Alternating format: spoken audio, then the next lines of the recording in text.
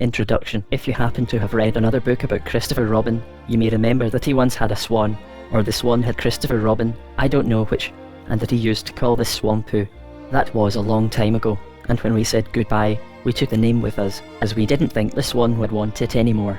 Well, when Edward Bear said that he would like an exciting name all to himself, Christopher Robin said at once, without stopping to think, that he was Winnie the Pooh. And he was. So, as I have explained the Pooh part, I will now explain the rest of it. You can't be in London for long without going to the zoo. There are some people who begin the zoo at the beginning, called way in, and walk as quickly as they can past every cage until they get to the one called way out. But the nicest people go straight to the animal they love the most, and stay there. So when Christopher Robin goes to the zoo, he goes to where the polar bears are, and he whispers something to the third keeper from the left, and doors are unlocked, and we wander through dark passages and up steep stairs, until at last we come to the special cage, and the cage is opened, and out trots something brown and furry, and with a happy cry of, "Oh, bear," Christopher Robin rushes into its arms. Now this bear's name is Winnie, which shows what a good name for bears it is, but the funny thing is that we can't remember whether Winnie is called after Pooh, or Pooh after Winnie. We did know once, but we have forgotten.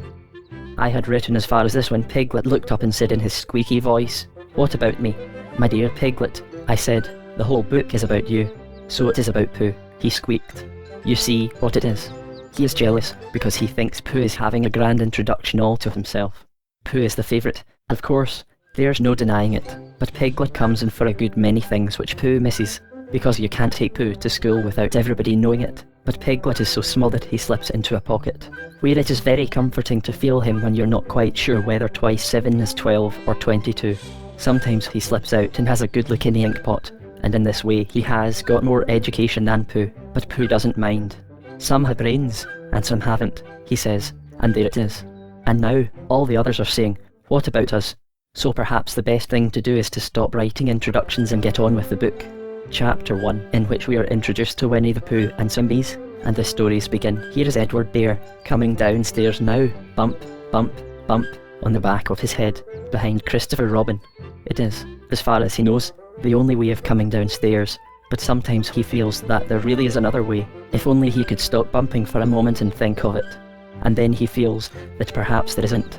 Anyhow, here he is at the bottom, and ready to be introduced to you, Winnie the Pooh. When I first heard his name, I said, just as you're going to say, "But I thought he was a boy." "So did I?" said Christopher Robin. "Then you can't call him Winnie." "I don't." "But you said, he's Winnie the Pooh. Don't you know what "thur" means?" "Ah, yes, now I do," I said quickly, "and I hope you do too, because it is all the explanation you're going to get. Sometimes Winnie the Pooh likes a game of some sort when he comes downstairs, and sometimes he likes to sit quietly in front of the fire and listen to a story. This evening, what about a story?" said Christopher Robin. "What about a story?" I said. "Could you very sweetly tell Winnie the Pooh one?" "I suppose I could," I said. "What sort of stories does he like?" "About himself, because he's that sort of bear." "Oh, I see. So could you very sweetly?" "I'll try," I said. So I tried. "Once upon a time, a very long time ago now, about last Friday, Winnie the Pooh lived in a forest all by himself under the name of Sanders." "What does 'under the name' mean?" asked Christopher Robin. "It means he had the name over the door in gold letters and lived under it." Winnie the Pooh wasn't quite sure, said Christopher Robin. "No, I am," said a growly voice. "Then I will go on," said I. "One day when he was out walking, he came to an open place in the middle of the forest, and in the middle of this place was a large oak tree, and, from the top of the tree, there came a loud buzzing noise. Winnie the Pooh sat down at the foot of the tree, put his head between his paws, and began to think. First of all, he said to himself, that buzzing noise means something. You don't get a buzzing noise like that, just buzzing and buzzing, without its meaning something. If there's a buzzing noise, somebody's making a buzzing noise, and the only reason for making a buzzing noise that I know of is because you're a bee." Then he thought another long time, and said, "And the only reason for being a bee that I know of is making honey." And then he got up, and said, "And the only reason for making honey is so as I can eat it." So he began to climb the tree. He climbed and he climbed and he climbed, and as he climbed he sang a little song to himself. It went like this. "Isn't it funny how a bear likes honey? Buzz, buzz, buzz. I wonder why he does." Then he climbed a little further, and a little further, and then just a little further. By that time he had thought of another song. It's a very funny thought that, if bears were bees, they'd build their nests at the bottom of trees. And that being so, if the bees were bears, we shouldn't have to climb up all these stairs. He was getting rather tired by this time, so that is why he sang a complaining song. He was nearly there now, and if he just stood on the branch. Crack. Oh, help, said Pooh, as he dropped 10 feet to the branch below him. If only I hadn't, he said, as he bounced 20 feet onto the next branch. You see, what I meant to do, he explained, as he turned head over heels and crashed onto another branch 30 feet below. What I meant to do, of course, it was rather, he admitted, as he slithered very quickly through the next 6 branches. It all comes, I suppose, he decided, as he said goodbye to the last branch, spun round 3 times, and flew gracefully into a gorse bush. It all comes of liking honey so much. Oh, help! He crawled out of the gorse bush, brushed the prickles from his nose, and began to think again. And the first person he thought of was Christopher Robin. Was that me? Said Christopher Robin in an odd voice, hardly daring to believe it. That was you. Christopher Robin said nothing, but his eyes got larger and larger, and his face got pinker and pinker. So Winnie the Pooh went round to his friend Christopher Robin, who lived behind a green door in another part of the forest. Good morning, Christopher Robin, he said. Good morning, Winnie the Pooh, said you. I wonder if you've got such a thing as a balloon about you. A balloon? Yes, I just said to myself coming along. I wonder if Christopher Robin has such a thing as a balloon about him. I just said it to myself, thinking of balloons, and wondering, what do you want a balloon for? You said. Winnie the Pooh looked round to see that nobody was listening, put his paw to his mouth, and said in a deep whisper, Honey. But you don't get honey with balloons. I do, said Pooh. Well, it just happened that you had been to a party the day before at the house of your friend Piglet, and you had balloons at the party. You had had a big green balloon, and one of Rabbit's relations had had a big blue one, and had left it behind, being really too young to go to a party at all, and so you had brought the green one and the blue one home with you. Which one would you like? You asked Pooh. He put his head between his paws and thought very carefully. It's like this, he said. When you go after honey with a balloon, the great thing is not to let the bees know you're coming. Now, if you have a green balloon, they might think you are only part of the tree, and not notice you. And if you have a blue balloon, they might think you are only part of the sky, and not notice you. And the question is, which is most likely? Wouldn't they notice you underneath the balloon? You asked. They might or they might not, said Winnie the Pooh. You never can tell with bees. He thought for a moment and said, I shall try to look like a small black cloud. That will deceive them. Then you had better have the blue balloon, you said, and so it was decided. Well, you both went out with the blue balloon, and you took your gun with you, just in case, as you always did, and Winnie the Pooh went to a very muddy place that he knew of, and rolled until he was black all over, and then, when the balloon was blown up as big, and you and Pooh were both holding on to the string, you let go suddenly, and Pooh Bear floated gracefully up into the sky, and stayed there, level with the top of the tree and about 20 feet away from it. Hurry, you shouted. Isn't that fine? Shouted Winnie the Pooh down to you. What do I look like? You look like a bear holding onto a balloon, you said. Not, said Pooh anxiously. Not like a small black cloud in a blue sky. Not very much. Ah, well, perhaps from up here it looks different. And, as I say, you never can tell with bees. There was no wind to blow him nearer to the tree so that he stayed. He could see the honey, he could smell the honey, but he couldn't quite reach the honey. After a little while he called down to you. Christopher Robin, he said in a loud whisper. Hello, I think the bees suspect something. What sort of thing? I don't know, but something tells me that they're suspicious. Perhaps they think that you're after their honey. It may be that. You never can tell with bees. There was another little silence, and then he called down to you again. Christopher Robin, yes. Have you an umbrella in your house? I think so. I wish you would bring it out here, and walk up and down with it, and look up at me every now and then, and say, tut tut, it looks like rain. I think, if you did that, it would help the deception which we are practicing on these bees. Well, you laughed to yourself, silly old bear, but you didn't say it aloud because you were so fond of him, and you went home for your umbrella. Oh, there you are, called down Winnie the Pooh, as soon as you got back to the tree. I was beginning to get anxious. I have discovered that the bees are now definitely suspicious. Shall I put my umbrella up? You said. Yes, but wait a moment. We must be practical. The important bee to deceive is the queen bee. Can you see which is the queen bee from down there? No. A pity. Well, now, if you walk up and down with your umbrella, saying, tut tut, it looks like rain, I shall do what I can by singing a little cloud song, such as a cloud might sing. Go. So, while you walked up and down and wondered if it would rain, Winnie the Pooh sang this song. How sweet to be a cloud, floating in the blue. Every little cloud always sings aloud. How sweet to be a cloud floating in the blue. It makes him very proud to be a little cloud. The bees were still buzzing as suspiciously as ever.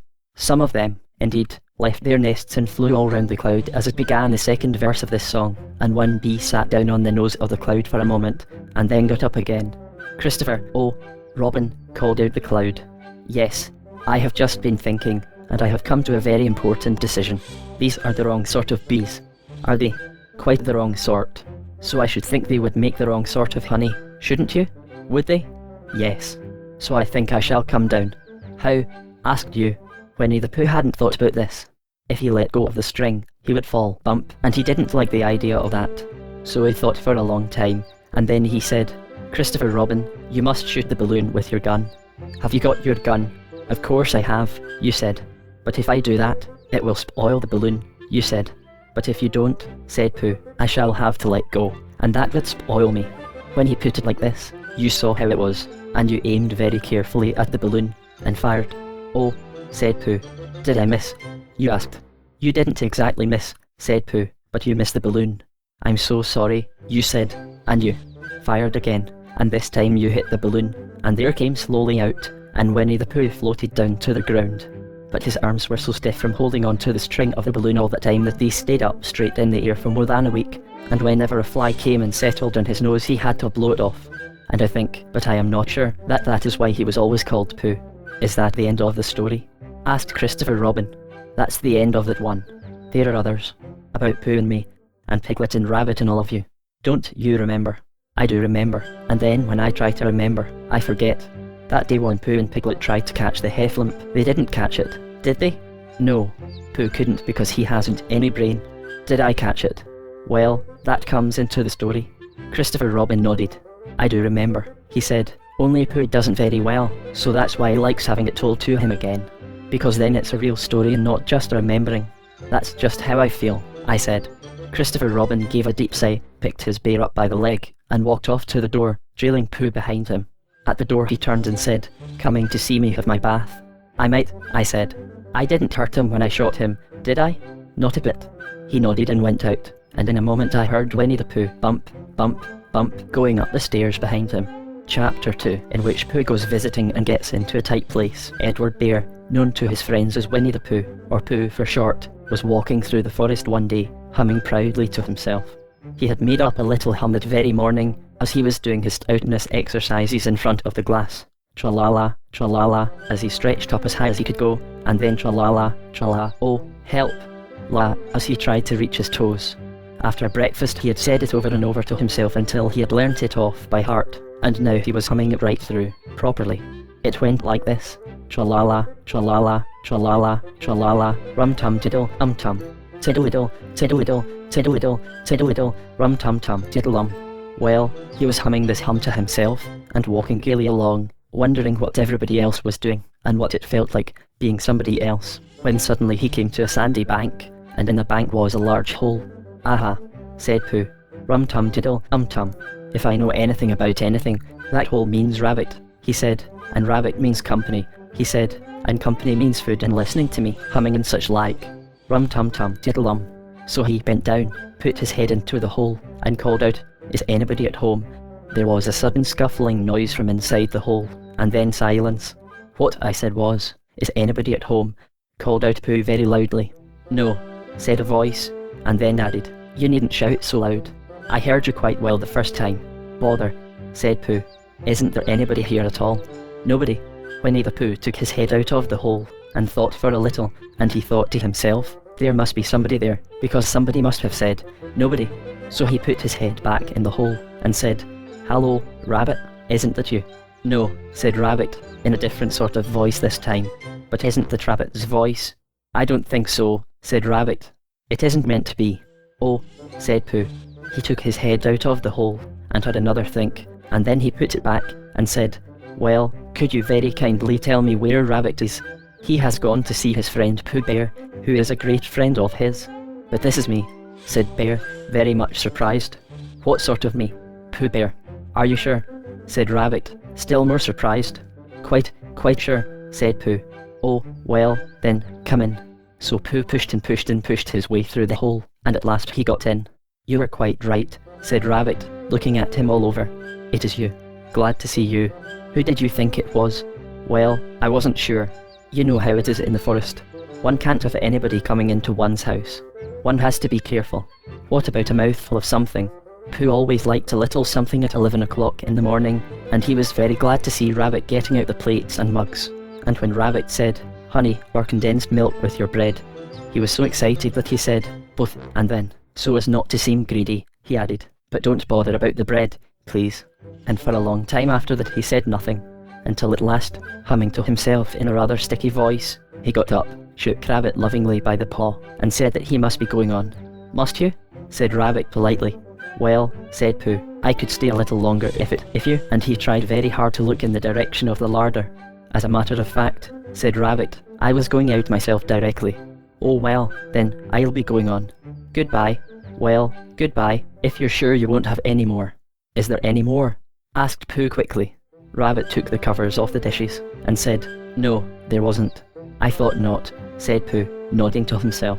Well, goodbye, I must be going on. So he started to climb out of the hole. He pulled with his front paws, and pushed with his back paws, and in a little while his nose was out in the open again, and then his ears, and then his front paws, and then his shoulders, and then, oh, help, said Pooh, I'd better go back. Oh, bother, said Pooh, I shall have to go on. I can't do either, said Pooh. Oh, help and bother. Now, by this time Rabbit wanted to go for a walk too, and finding the front door full, he went out by the back door, and came round to Pooh, and looked at him. Hello, are you stuck? He asked. No, said Pooh carelessly. Just resting and thinking and humming to myself. Here, give us a paw. Pooh Bear stretched out a paw, and Rabbit pulled and pulled and pulled. Oh, cried Pooh, you're hurting.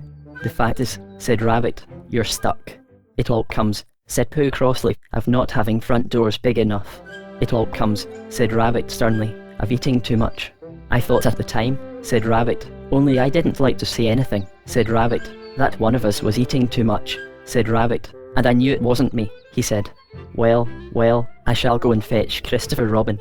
Christopher Robin lived at the other end of the forest, and when he came back with Rabbit, and saw the front half of Pooh, he said, silly old bear, in such a loving voice that everybody felt quite hopeful again.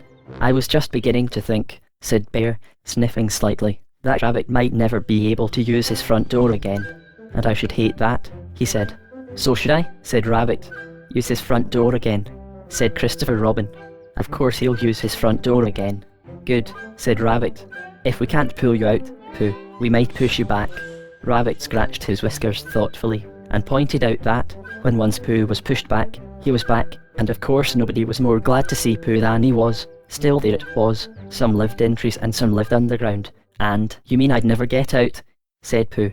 I mean, said Rabbit, that having got so far, it seems a pity to waste it. Christopher Robin nodded. Then there's only one thing to be done, he said. We shall have to wait for you to get thin again. How long does getting thin take? Asked Pooh anxiously. About a week, I should think. But I can't stay here for a week. You can stay here all right, silly old bear. It's getting you out which is so difficult. We'll read to you, said Rabbit cheerfully. And I hope it won't snow, he added. And I say, old fellow, you're taking up a good deal of room in my house. Do you mind if I use your back legs as a towel horse? Because, I mean, there they are, doing nothing, and it would be very convenient just to hang the towels on them. A week, said Pooh gloomily. What about meals? I'm afraid no meals, said Christopher Robin, because of getting thin quicker. But we will read to you. Bear began to sigh, and then found he couldn't because he was so tightly stuck, and a tear rolled down his eye, as he said, then would you read a sustaining book, such as would help in comfort a wedged bear in great tightness? So for a week Christopher Robin read that sort of book at the north end of Pooh, and Rabbit hung his washing on the south end, and in between Bear felt himself getting slenderer and slenderer, and at the end of the week Christopher Robin said, now, so he took hold of Pooh's front paws, and Rabbit took hold of Christopher Robin, and all Rabbit's friends and relations took hold of Rabbit, and they all pulled together. And for a long time Pooh only said, oh, and oh. And then, all of a sudden, he said, pop, just as if a cork were coming out of a bottle. And Christopher Robin and Rabbit and all Rabbit's friends and relations went head over heels backwards. And on the top of them came Winnie the Pooh, free. So, with a nod of thanks to his friends, he went on with his walk through the forest, humming proudly to himself. But Christopher Robin looked after him lovingly, and said to himself, "Silly old bear." Chapter 3, in which Pooh and Piglet go hunting and nearly catch a woozle. The Piglet lived in a very grand house in the middle of a beech tree, and the beech tree was in the middle of the forest, and the Piglet lived in the middle of the house. Next to his house was a piece of broken board which had "Trespassers W" on it. When Christopher Robin asked the Piglet what it meant, he said it was his grandfather's name, and had been in the family for a long time. Christopher Robin said you couldn't be called Trespassers W, and Piglet said yes, you could, because his grandfather was, and it was short for Trespassers Well, which was short for Trespassers William, and his grandfather had 2 names in case he lost one, Trespassers after an uncle, and William after Trespassers. "I've got 2 names, said Christopher Robin carelessly. "Well, there you are, that proves it," said Piglet. One fine winter's day when Piglet was brushing away the snow in front of his house, he happened to look up, and there was Winnie the Pooh. Pooh was walking round and round in a circle, thinking of something else, and when Piglet called to him, he just went on walking. "Hello," said Piglet. "What are you doing?" "Hunting," said Pooh. "Hunting what?" "Tracking something," said Winnie the Pooh very mysteriously. "Tracking what?" said Piglet, coming closer. "That's just what I ask myself." "I ask myself? What? What do you think you'll answer?" "I shall have to wait until I catch up with it," said Winnie the Pooh. "Now, look there." He pointed to the ground in front of him. "What do you see there?" "Tracks," said Piglet. "Paw marks." He gave a little squeak of excitement. "Oh, Pooh, do you think it's a woozle?" "It may be," said Pooh. "Sometimes it is, and sometimes it isn't. You never can tell with paw marks." With these few words he went on tracking, and Piglet, after watching him for a minute or 2, ran after him. Winnie the Pooh had come to a sudden stop, and was bending over the tracks in a puzzled sort of way. "What's the matter?" asked Piglet. "It's a very funny thing," said Bear, "but there seem to be 2 animals now. This, whatever it is, has been joined by another, whatever it is, and the 2 of them are now proceeding in company. Would you mind coming with me, Piglet, in case they turn out to be hostile animals?" Piglet scratched his ear in a nice sort of way, and said that he had nothing to do until Friday, and would be delighted to come, in case it really was a woozle. "You mean, in case it really is 2 woozles," said Winnie the Pooh, and Piglet said that anyhow he had nothing to do until Friday. So off they went together. There was a small spinney of larch trees just here, and it seemed as if the 2 woozles, if that is what they were, had been going round this spinney. So round this spinney went Pooh and Piglet after them, Piglet passing the time by telling Pooh what his grandfather Trespassers W had done to remove stiffness after tracking, and how his grandfather Trespassers W had suffered in his later years from shortness of breath, and other matters of interest, and Pooh wondering what a grandfather was like, and if perhaps this was 2 grandfathers they were after now, and, if so, whether he would be allowed to take one home and keep it, and what Christopher Robin would say. And still the tracks went on in front of them. Suddenly Winnie the Pooh stopped, and pointed excitedly in front of him. "Look!" "What?" said Piglet, with a jump, and then, to show that he hadn't been frightened, he jumped up and down once or twice more in an exercising sort of way. "The tracks," said Pooh. "A 3rd animal has joined the other 2. "Pooh," cried Piglet, "do you think it is another woozle?" "No," said Pooh, "because it makes different marks. It is either 2 woozles in 1, as it might be, Wizzle, or 2, as it might be, Wizzles in 1. If so it is, woozle. Let us continue to follow them." So they went on, feeling just a little anxious now, in case the 3 animals in front of them were of hostile intent. And Piglet wished very much that his grandfather TW were there, instead of elsewhere, and Pooh thought how nice it would be if they met Christopher Robin suddenly but quite accidentally, and only because he liked Christopher Robin so much. And then, all of a sudden, Winnie the Pooh stopped again, and licked the tip of his nose in a cooling manner, for he was feeling more hot and anxious than ever in his life before. There were 4 animals in front of them. "Do you see, Piglet? Look at their tracks. 3, as it were, woozles, and 1, as it was, Wizzle. Another woozle has joined them, and so it seemed to be. There were the tracks, crossing over each other here, getting muddled up with each other there, but quite plainly every now and then, the tracks of 4 sets of paws. I think," said Piglet, when he had licked the tip of his nose too, and found that it brought very little comfort, "I think that I have just remembered something. I have just remembered something that I forgot to do yesterday and shan't be able to do tomorrow. So I suppose I really ought to go back and do it now. We'll do it this afternoon, and I'll come with you," said Pooh. "It isn't the sort of thing you can do in the afternoon," said Piglet quickly.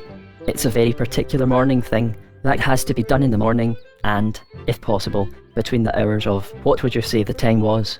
About 12, said Winnie the Pooh, looking at the sun.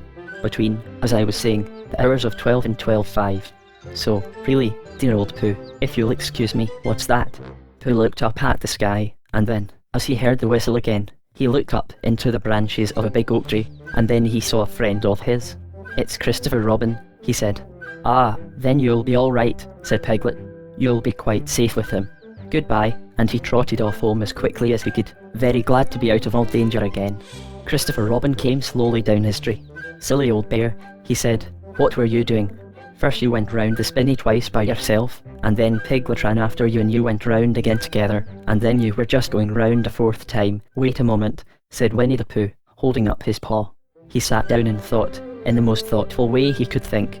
Then he fitted his paw into one of the tracks, and then he scratched his nose twice, and stood up. Yes, said Winnie the Pooh. I see now, said Winnie the Pooh. I have been foolish and deluded, said he, and I am a bear of no brain at all. You're the best bear in all the world, said Christopher Robin soothingly. Am I? Said Pooh hopefully, and then he brightened up suddenly. Anyhow, he said, it is nearly luncheon time. So he went home for it. Chapter 4, in which Eeyore loses a tail and Pooh finds one. The old grey donkey, Eeyore, stood by himself in a thistly corner of the forest, his front feet well apart, his head on one side, and thought about things. Sometimes he thought sadly to himself, why? And sometimes he thought, wherefore? And sometimes he thought, inasmuch as which?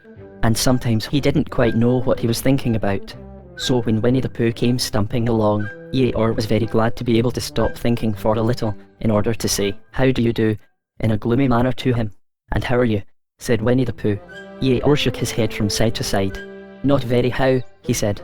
I don't seem to have felt at all how for a long time. Dear, dear, said Pooh, I'm sorry about that. Let's have a look at you. So Eeyore stood there, gazing sadly at the ground, and Winnie the Pooh walked all round him once. Why, what's happened to your tail? He said in surprise. What has happened to it? Said Eeyore. It isn't there. Are you sure? Well, either a tail is there or it isn't there. You can't make a mistake about it, and yours isn't there. Then what is? Nothing. Let's have a look, said Eeyore, and he turned slowly round to the place where his tail had been a little while ago, and then, finding that he couldn't catch it up, he turned round the other way until he came back to where he was at first, and then he put his head down and looked between his front legs, and at last he said, with a long, sad sigh, I believe you're right. Of course I'm right, said Pooh. That accounts for a good deal, said Eeyore gloomily. It explains everything. No wonder. You must have left it somewhere, said Winnie the Pooh. Somebody must have taken it, said Eeyore. How like them, he added, after a long silence. Pooh felt that he ought to say something helpful about it, but didn't quite know what, so he decided to do something helpful instead. Eeyore, he said solemnly, I, Winnie the Pooh, will find your tail for you.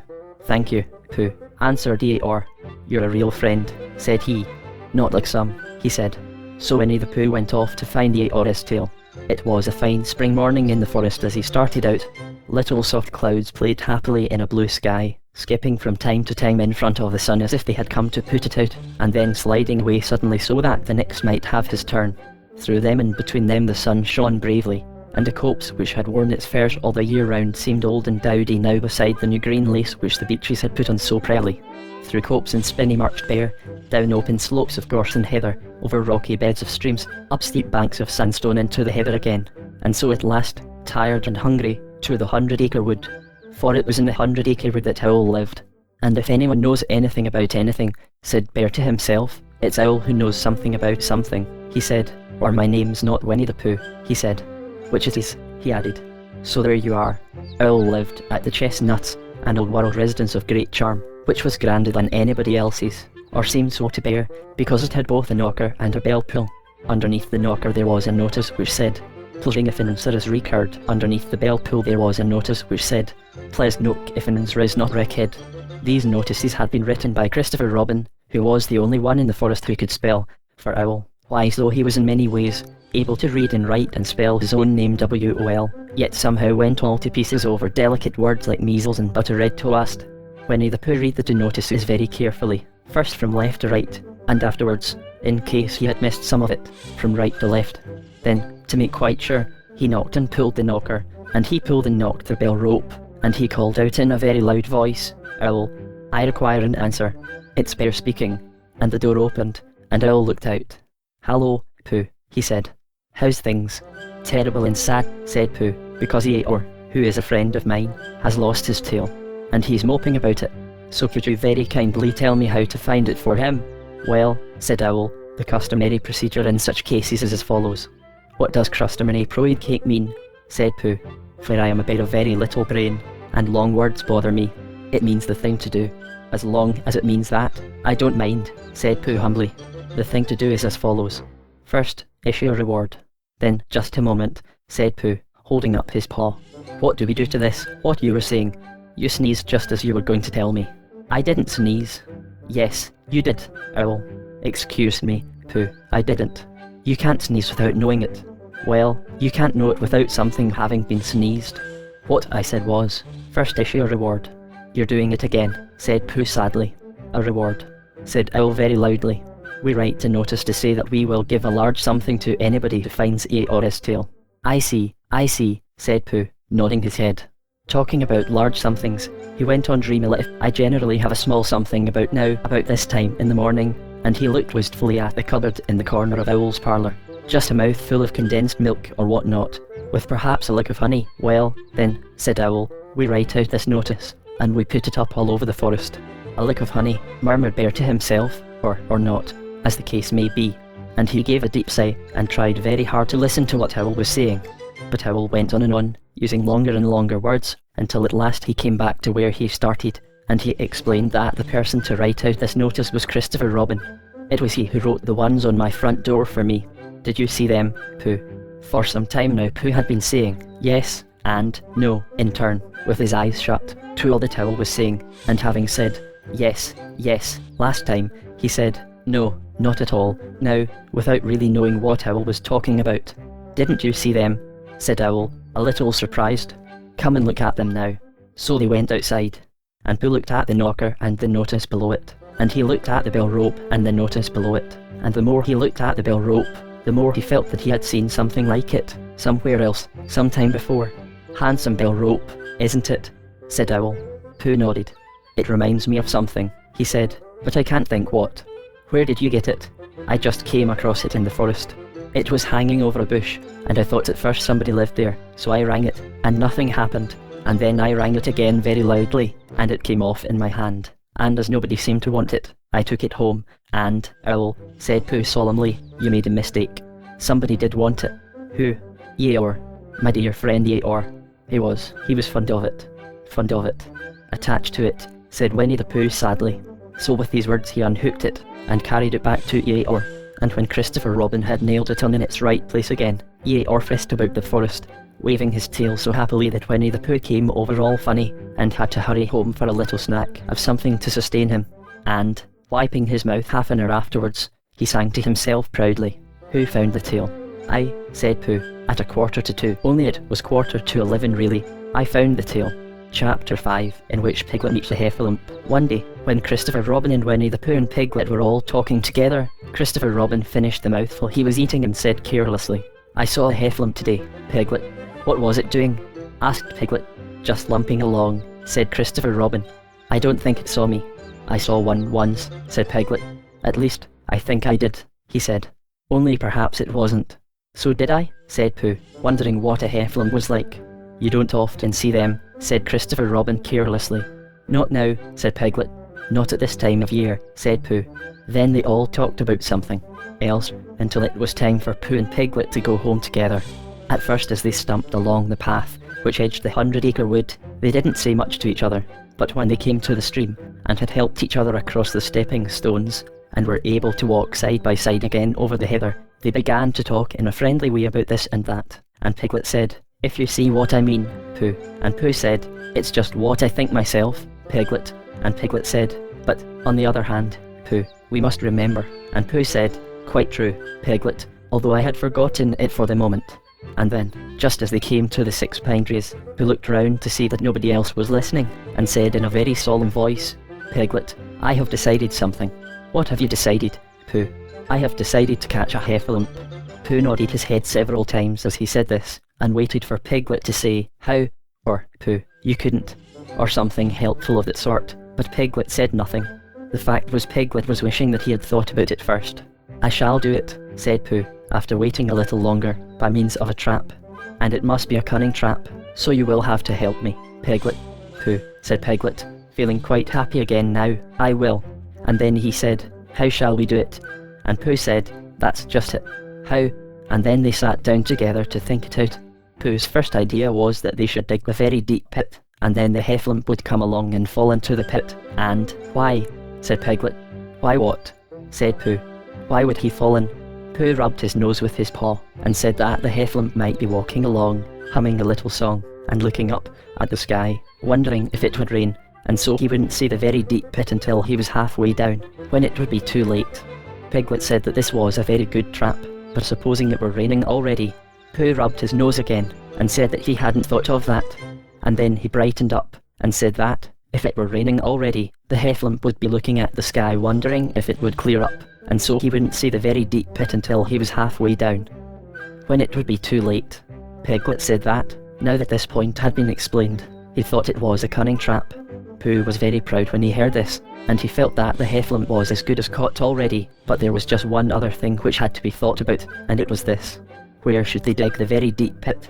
Piglet said that the best place would be somewhere where a heffalump was, just before he fell into it, only about a foot further on. But then he would see us digging it, said Pooh. Not if he was looking at the sky. He would suspect, said Pooh, if he happened to look down. He thought for a long time, and then added sadly, it isn't as easy as I thought. I suppose that's why heffalumps hardly ever get caught. That must be it, said Piglet. They sighed and got up, and when they had taken a few gorse prickles out of themselves they sat down again. And all the time Pooh was saying to himself, if only I could think of something. For he felt sure that a very clever brain could catch a heffalump if only he knew the right way to go about it. Suppose, he said to Piglet, you wanted to catch me, how would you do it? Well, said Piglet, I should do it like this. I should make a trap, and I should put a jar of honey in the trap, and you would smell it, and you would go in after it, and I would go in after it, said Pooh excitedly, only very carefully so as not to hurt myself, and I would get to the jar of honey, and I should lick round the edges first of all, pretending that there wasn't any more, you know, and then I should walk away and think about it a little, and then I should come back and start licking in the middle of the jar, and then, yes, well, never mind about that. There you would be, and there I should catch you. Now the first thing to think of is, what do heffalumps like? I should think acorns, shouldn't you? We'll get a lot of. I say, wake up, Pooh. Pooh, who had gone into a happy dream, woke up with a start, and said that honey was a much more trappy thing than acorns.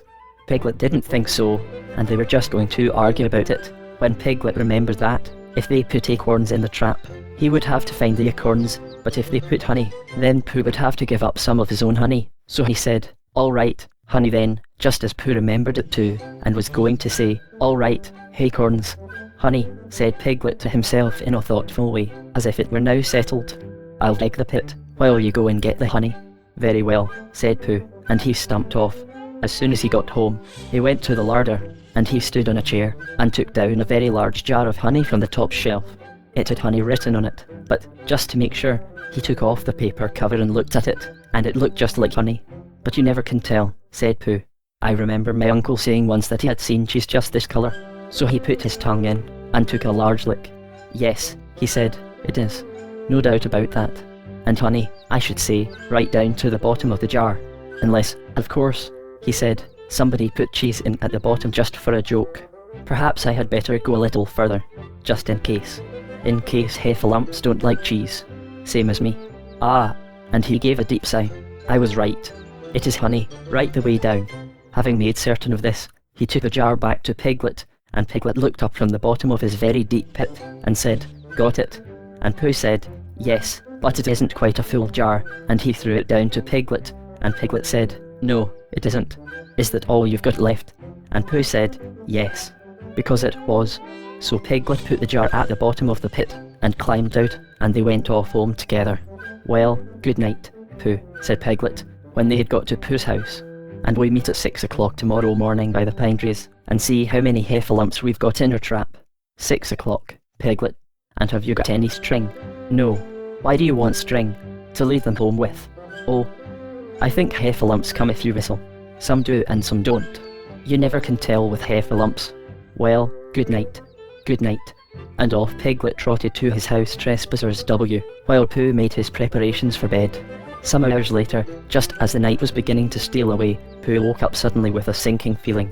He had had that sinking feeling before, and he knew what it meant. He was hungry. So he went to the larder, and he stood on a chair and reached up to the top shelf, and found nothing. That's funny, he thought. I know I had a jar of honey there. A full jar, full of honey right up to the top, and it had honey written on it, so that I should know it was honey. That's very funny. And then he began to wander up and down, wondering where it was and murmuring a murmur to himself. Like this. It's very, very funny, 'cause I know I had some honey, 'cause it had a label on, saying honey. A galuptious full up pot too, and I don't know where it's got to. No, I don't know where it's gone. Well, it's funny. He had murmured this to himself 3 times in a singing sort of way, when suddenly he remembered. He had put it into the cunning trap to catch the heffalump. Bother, said Pooh. It all comes of trying to be kind to heffalumps. And he got back into bed. More than, but he couldn't sleep. The more he tried to sleep, the more he couldn't. He tried counting sheep, which is sometimes a good way of getting to sleep, and, as that was no good, he tried counting heffalumps, and that was worse, because every heffalump that he counted was making straight for a pot of Pooh's honey, and eating it all. For some minutes he lay there miserably, but when the 587th heffalump was licking its jaws, and saying to itself, "Very good honey this, I don't know when I've tasted better," Pooh could bear it no longer. He jumped out of bed, he ran out of the house, and he ran straight to the 6 pine trees. The sun was still in bed, but there was a lightness in the sky over the 100-acre wood which seemed to show that it was waking up and would soon be kicking off the close. In the half-light the pine trees looked cold and lonely, and the very deep pit seemed deeper than it was, and Pooh's jar of honey at the bottom was something mysterious, a shape and no more. But as he got nearer to it his nose told him that it was indeed honey, and his tongue came out and began to polish up his mouth, ready for it. Bother, said Pooh, as he got his nose inside the jar. A heffalump has been eating it. And then he thought a little and said, "Oh, no, I did. I forgot." Indeed, he had eaten most of it. But there was a little left at the very bottom of the jar, and he pushed his head right in, and began to lick. By and by Piglet woke up. As soon as he woke he said to himself, "Oh," then he said bravely, "Yes," and then, still more bravely, "Quite so." But he didn't feel very brave, for the word which was really jiggetting about in his brain was, heffalumps. What was a heffalump like? Was it fierce? Did it come when you whistled? And how did it come? Was it fond of pigs at all? If it was fond of pigs, did it make any difference what sort of pig? Supposing it was fierce with pigs, would it make any difference if the pig had a grandfather called Trespassers William? He didn't know the answer to any of these questions, and he was going to see his first heffalump in about an hour from now.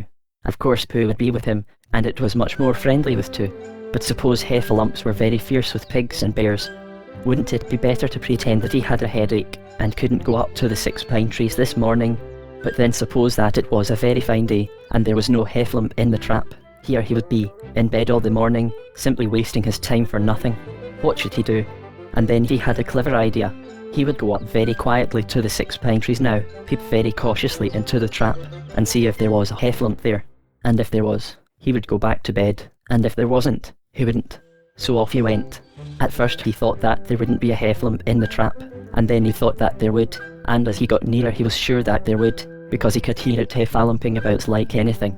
"Oh dear, oh dear, oh dear," said Piglet to himself, and he wanted to run away, but somehow, having got so near, he felt that he must just see what a heffalump was like. So he crept to the side of the trap and looked in. And all the time Winnie the Pooh had been trying to get the honey jar off his head. The more he shook it, the more tightly it stuck. "Bother," he said, inside the jar, and, "Oh, help," and, mostly, "Oh," and he tried bumping it against things, but as he couldn't see what he was bumping it against, it didn't help him, and he tried to climb out of the trap, but as he could see nothing but jar, and not much of that, he couldn't find his way. So at last he lifted up his head, jar and all, and made a loud, roaring noise of sadness and despair, and it was at that moment that Piglet looked down. "Help! Help!" cried Piglet, "a heffalump, a horrible heffalump," and he scampered off as hard as he could, still crying out, "Help! Help! A horrible heffalump! Huff! Huff! A hellable horrolump! Haul! Haul! A hoffable hellerump!" And he didn't stop crying and scampering until he got to Christopher Robin's house. "Whatever's the matter, Piglet?" said Christopher Robin, who was just getting up. "Hef," said Piglet, breathing so hard that he could hardly speak. "A heffalump." "Where?" Up there, said Piglet, waving his paw. What did it look like? Like, it had the biggest head you ever saw, Christopher Robin. A great enormous thing, like nothing. A huge, big, well, like I don't know, like an enormous big nothing. Like a jar. Well, said Christopher Robin, putting on his shoes. I shall go and look at it. Come on. Piglet wasn't afraid if he had Christopher Robin with him, so off they went. I can hear it, can't you? Said Piglet anxiously, as they got near. I can hear something, said Christopher Robin. It was Pooh bumping his head against a tree root he had found. There, said Piglet. Isn't it awful? And he held on tight to Christopher Robin's hand. Suddenly Christopher Robin began to laugh. And he laughed, and he laughed, and he laughed. And while he was still laughing, crash went the Heffalomp's head against the tree root. Smash went the jar, and out came Pooh's head again. Then Piglet saw what a foolish piglet he had been, and he was so ashamed of himself that he ran straight off home and went to bed with a headache. But Christopher Robin and Pooh went home to breakfast together. Oh, Bear, said Christopher Robin, how I do love you. So do I, said Pooh. Chapter 6, in which Eeyore has a birthday and gets to present. Eeyore, the old grey donkey, stood by the side of the stream and looked at himself in the water. Pathetic, he said. That's what it is. Pathetic. He turned and walked slowly down the stream for 20 yards, splashed across it, and walked slowly back on the other side. Then he looked at himself in the water again. As I thought, he said. No better from this side. But nobody minds. Nobody cares. Pathetic, that's what it is. There was a crackling noise in the bracken behind him, and out came Pooh. Good morning, Eeyore, said Pooh. Good morning, Pooh Bear, said Eeyore gloomily. If it is a good morning, he said. Which I doubt, said he. Why, what's the matter? Nothing, Pooh Bear, nothing. We can't all, and some of us don't. That's all there is to it. Can't all what? Said Pooh, rubbing his nose. Gaiety, song and dance.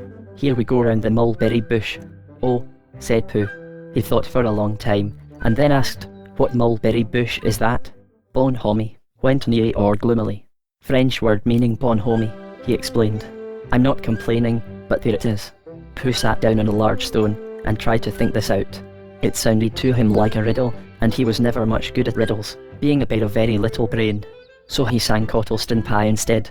Cottleston, Cottleston, Cottleston Pie. A fly can't bird, but a bird can fly.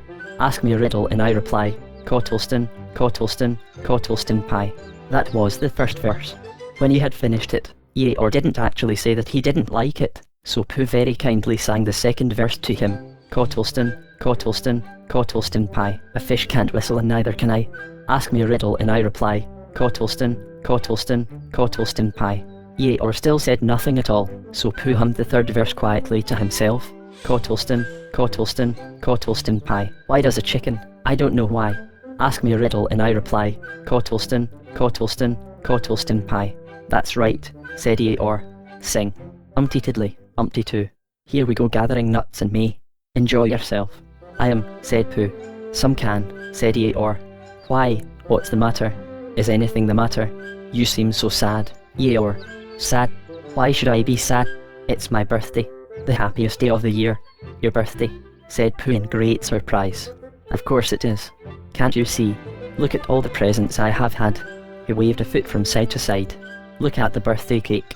Candles in pink sugar. Pooh looked first to the right and then to the left. Presents, said Pooh. Birthday cake, said Pooh. Where? Can't you see them? No, said Pooh. Neither can I, said Eeyore.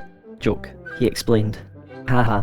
Pooh scratched his head, being a little puzzled by all this. But is it really your birthday? He asked. It is. Oh, well, many happy returns of the day, Eeyore. And many happy returns to you, Pooh Bear. But it isn't my birthday. No, it's mine. But you said, many happy returns. Well, why not? You don't always want to be miserable on my birthday, do you? Oh, I see, said Pooh. It's bad enough, said Eeyore, almost breaking down, being miserable myself. What with no presents and no cake and no candles, and no proper notice taken of me at all. But if everybody else is going to be miserable too, this was too much for Pooh.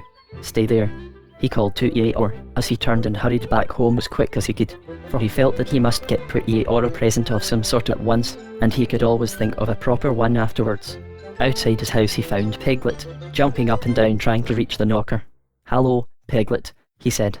Hello, Pooh, said Piglet. What are you trying to do? I was trying to reach the knocker, said Piglet. I just came round. Let me do it for you, said Pooh kindly. So he reached up and knocked at the door. I have just seen Eeyore, he began, and poor Eeyore is in a very sad condition, because it's his birthday, and nobody has taken any notice of it, and he's very gloomy. You know what Eeyore is, and there he was, and what a long time whoever lives here is answering this door. And he knocked again. But Pooh, said Piglet, it's your own house. Oh, said Pooh. So it is, he said.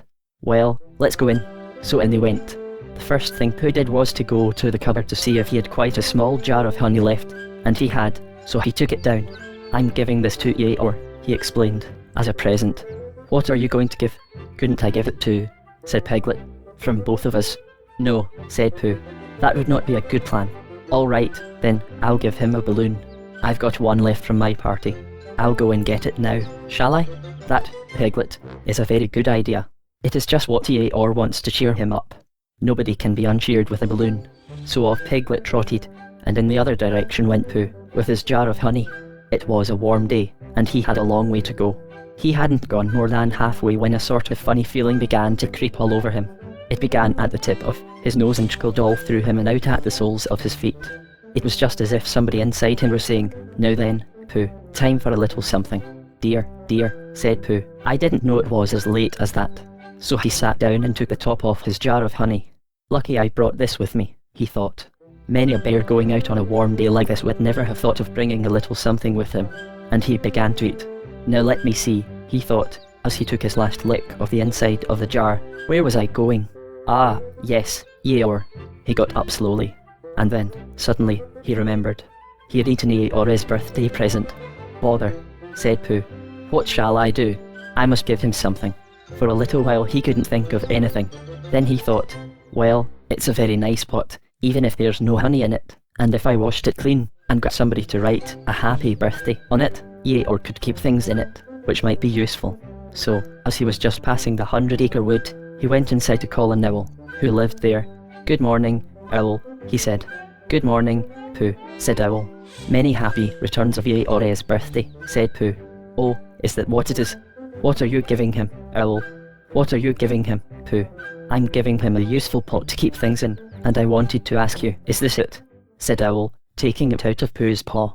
Yes, and I wanted to ask you, somebody has been keeping honey in it, said Owl. You can keep anything in it, said Pooh earnestly. It's very useful like that.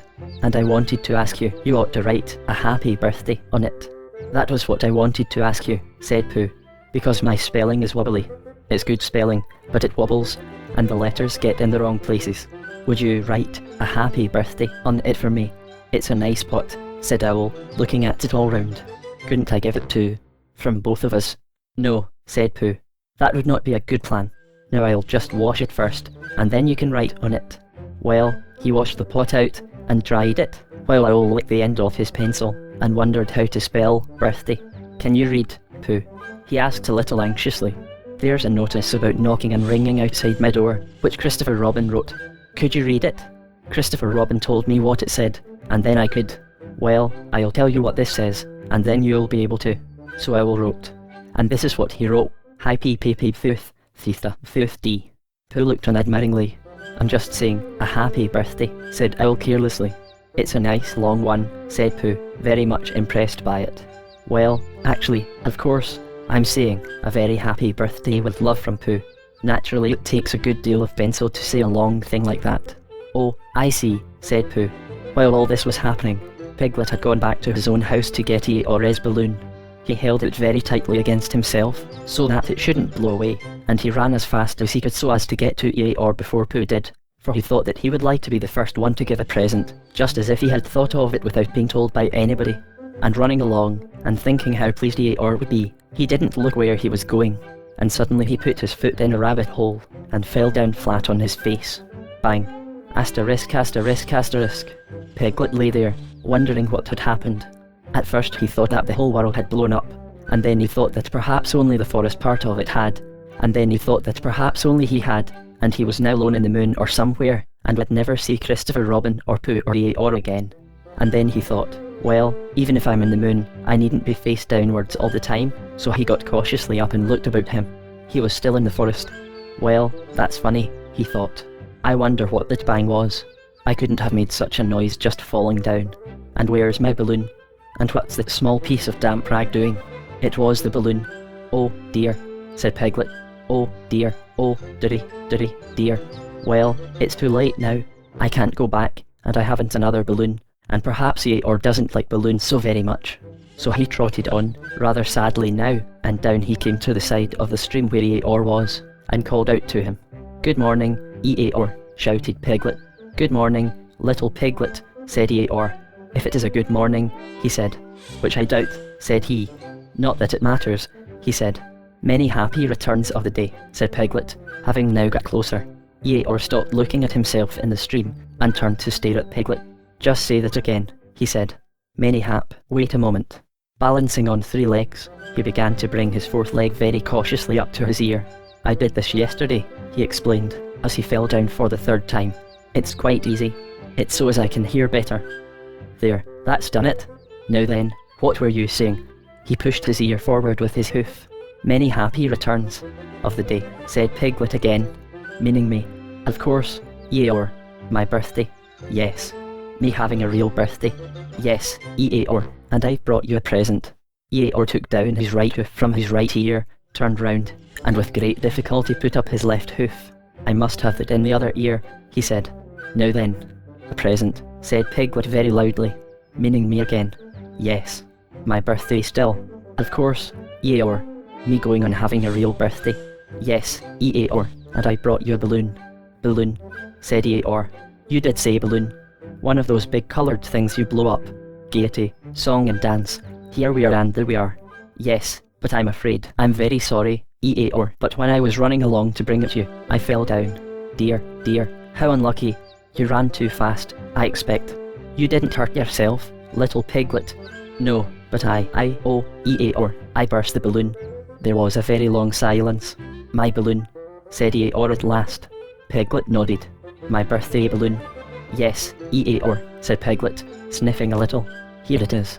With many happy returns of the day. And he gave Eeyore the small piece of damp rag. Is this it? Said Eeyore, a little surprised. Piglet nodded. My present. Piglet nodded again. The balloon. Yes. Thank you, Piglet, said Eeyore. You don't mind my asking, he went on, but what colour was this balloon when it was a balloon? Red. I just wondered. Red, he murmured to himself. My favourite colour. How big was it? About as big as me. I just wondered. About as big was Piglet, he said to himself sadly. My favourite size. Well. Piglet felt very miserable and didn't know what to say. He was still opening his mouth to begin something, and then deciding that it wasn't any good saying that, when he heard a shout from the other side of the river, and there was Pooh. Many happy returns of the day, called out Pooh, forgetting that he had said it already. Thank you, Pooh, I'm having them, said Eeyore gloomily. I've brought you a little present, said Pooh excitedly. I've had it, said Eeyore. Pooh had now splashed across the stream to Eeyore, and Piglet was sitting a little way off, his head in his paws, snuffling to himself. It's a useful pot, said Pooh. Here it is. And it's got a very happy birthday with love from Pooh written on it. That's what all the writing is. And it's for putting things in. There. When Eeyore saw the pot, he became quite excited. Why, he said, I believe my balloon will just go into the pot. Oh, no, Eeyore, said Pooh. Balloons are much too big to go into pots. What you do with a balloon is, you hold the balloon, not mine, said Eeyore proudly. Look, Piglet. And as Piglet looked sorrowfully round, Eeyore picked the balloon up with his teeth, and placed it carefully in the pot, picked it out and put it on the ground, and then picked it up again and put it carefully back. So it does, said Pooh. It goes in. So it does, said Piglet. And it comes out, doesn't it? Said Eeyore. It goes in and out like anything. I'm very glad, said Pooh happily, that I thought of giving you a useful pot to put things in. I'm very glad, said Piglet happily, that I thought of giving you something to put in a useful pot. But Eeyore wasn't listening. He was taking the balloon out and putting it back again, as happy as could be. And didn't I give him anything? Asked Christopher Robin sadly. Of course you did, I said. You gave him, don't you remember, a little. I gave him a box of paints to paint things with. That was it. Why didn't I give it to him in the morning? You were so busy getting his party ready for him. He had a cake with icing on the top, and 3 candles, and his name in pink sugar, and, yes, I remember, said Christopher Robin. Chapter 7, in which Kanga and Baby Roo come to the forest, and Piglet has a bath. Nobody seemed to know where they came from, but they were in the forest, Kanga and Baby Roo. When Pooh asked Christopher Robin, how did they come here? Christopher Robin said, in the usual way, if you know what I mean, Pooh. And Pooh, who didn't, said, oh. Then he nodded his head twice and said, in the usual way, ah. Then he went to call upon his friend Piglet to see what he thought about it, and at Piglet's house he found Rabbit. So they all talked about it together. What I don't like about it is this, said Rabbit. Here are we, you, Pooh, and you, Piglet, and me, and suddenly, and Eeyore, said Pooh, and Eeyore, and then suddenly, and Owl, said Pooh, and Owl, and then all of a sudden, oh, and Eeyore, said Pooh. I was forgetting him. Here we are, said Rabbit very slowly and carefully, all of us, and then, suddenly, we wake up one morning, and what do we find? We find a strange animal among us, an animal of whom we had never even heard before, an animal who carries her family about with her in her pocket. Suppose I carried my family about with me in my pocket. How many pockets should I want? 16, said Piglet. 17, isn't it? Said Rabbit. And one more for a handkerchief, that's 18. 18 pockets in one suit. I haven't time. There was a long and thoughtful silence, and then Pooh, who had been frowning very hard for some minutes, said, I make it 15. What? Said Rabbit. 15. 15 what? Your family. What about them? Pooh rubbed his nose and said that he thought Rabbit had been talking about his family. Did I? Said Rabbit carelessly. Yes, you said. Never mind, Pooh, said Piglet impatiently. The question is, what are we to do about Kanga? Oh, I see, said Pooh. The best way, said Rabbit, would be this. The best way would be to steal Baby Roo and hide him, and then when Kanga says, where's Baby Roo? We say, aha, aha, said Pooh, practicing. Aha, aha. Of course, he went on, we could say, aha, even if we hadn't stolen Baby Roo. Pooh, said Rabbit kindly, you haven't any brain. I know, said Pooh humbly. We say, aha, so that Kanga knows that we know where Baby Roo is. Aha, means we'll tell you where Baby Roo is if you promise to go away from the forest and never come back. Now don't talk while I think. Pooh went into a corner and tried saying, aha, in that sort of voice. Sometimes it seemed to him that it did mean what Rabbit said, and sometimes it seemed to him that it didn't. I suppose it's just practice, he thought. I wonder if Kanga will have to practice too so as to understand it. There's just one thing, said Piglet, fidgeting a bit. I was talking to Christopher Robin, and he said that a Kanga was generally regarded as one of the fiercer animals. I am not frightened of fierce animals in the ordinary way, but it is well known that if one of the fiercer animals is deprived of its young, it becomes as fierce as two of the fiercer animals. In which case, aha, is perhaps a foolish thing to say. Piglet, said Rabbit, taking out a pencil and licking the end of it. You haven't any pluck. It is hard to be brave, said Piglet, sniffing slightly, when you're only a very small animal. Rabbit, who had begun to write very busily, looked up and said, it is because you are a very small animal that you will be useful in the adventure before us. Piglet was so excited at the idea of being useful that he forgot to be frightened anymore, and when Rabbit went on to say that Kangas were only fierce during the winter months, being at other times of an affectionate disposition, he could hardly sit still. He was so eager to begin being useful at once. What about me? Said Pooh sadly. I suppose I shan't be useful. Never mind, Pooh, said Piglet comfortingly. Another time perhaps. Without Pooh, said Rabbit solemnly as he sharpened his pencil, the adventure would be impossible. Oh, said Piglet, and tried not to look disappointed. But Pooh went into a corner of the room and said proudly to himself, impossible without me. That sort of bear. Now listen all of you, said Rabbit when he had finished writing, and Pooh and Piglet sat listening very eagerly with their mouths open. This was what Rabbit read out. Plan to capture Baby Roo. 1. General remarks. Kanga runs faster than any of us, even me. 2. More general remarks. Kanga never takes her eyes off Baby Roo, except when he's safely buttoned up in her pocket. 3. Therefore, if we are to capture Baby Roo, we must get a long start, because Kanga runs faster than any of us, even me. C1. 4. A thought. If Roo had jumped out of Kanga's pocket and Piglet had jumped in, Kanga wouldn't know the difference, because Piglet is a very small animal. 5. Like Roo. 6. But Kanga would have to be looking the other way first, so as not to see Piglet jumping in. 7. C2. 8. Another thought. But if Pooh was talking to her very excitedly, she might look the other way for a moment. 9. And then I could run away with Roo. 10. Quickly. 11. and Kanga wouldn't discover the difference until afterwards.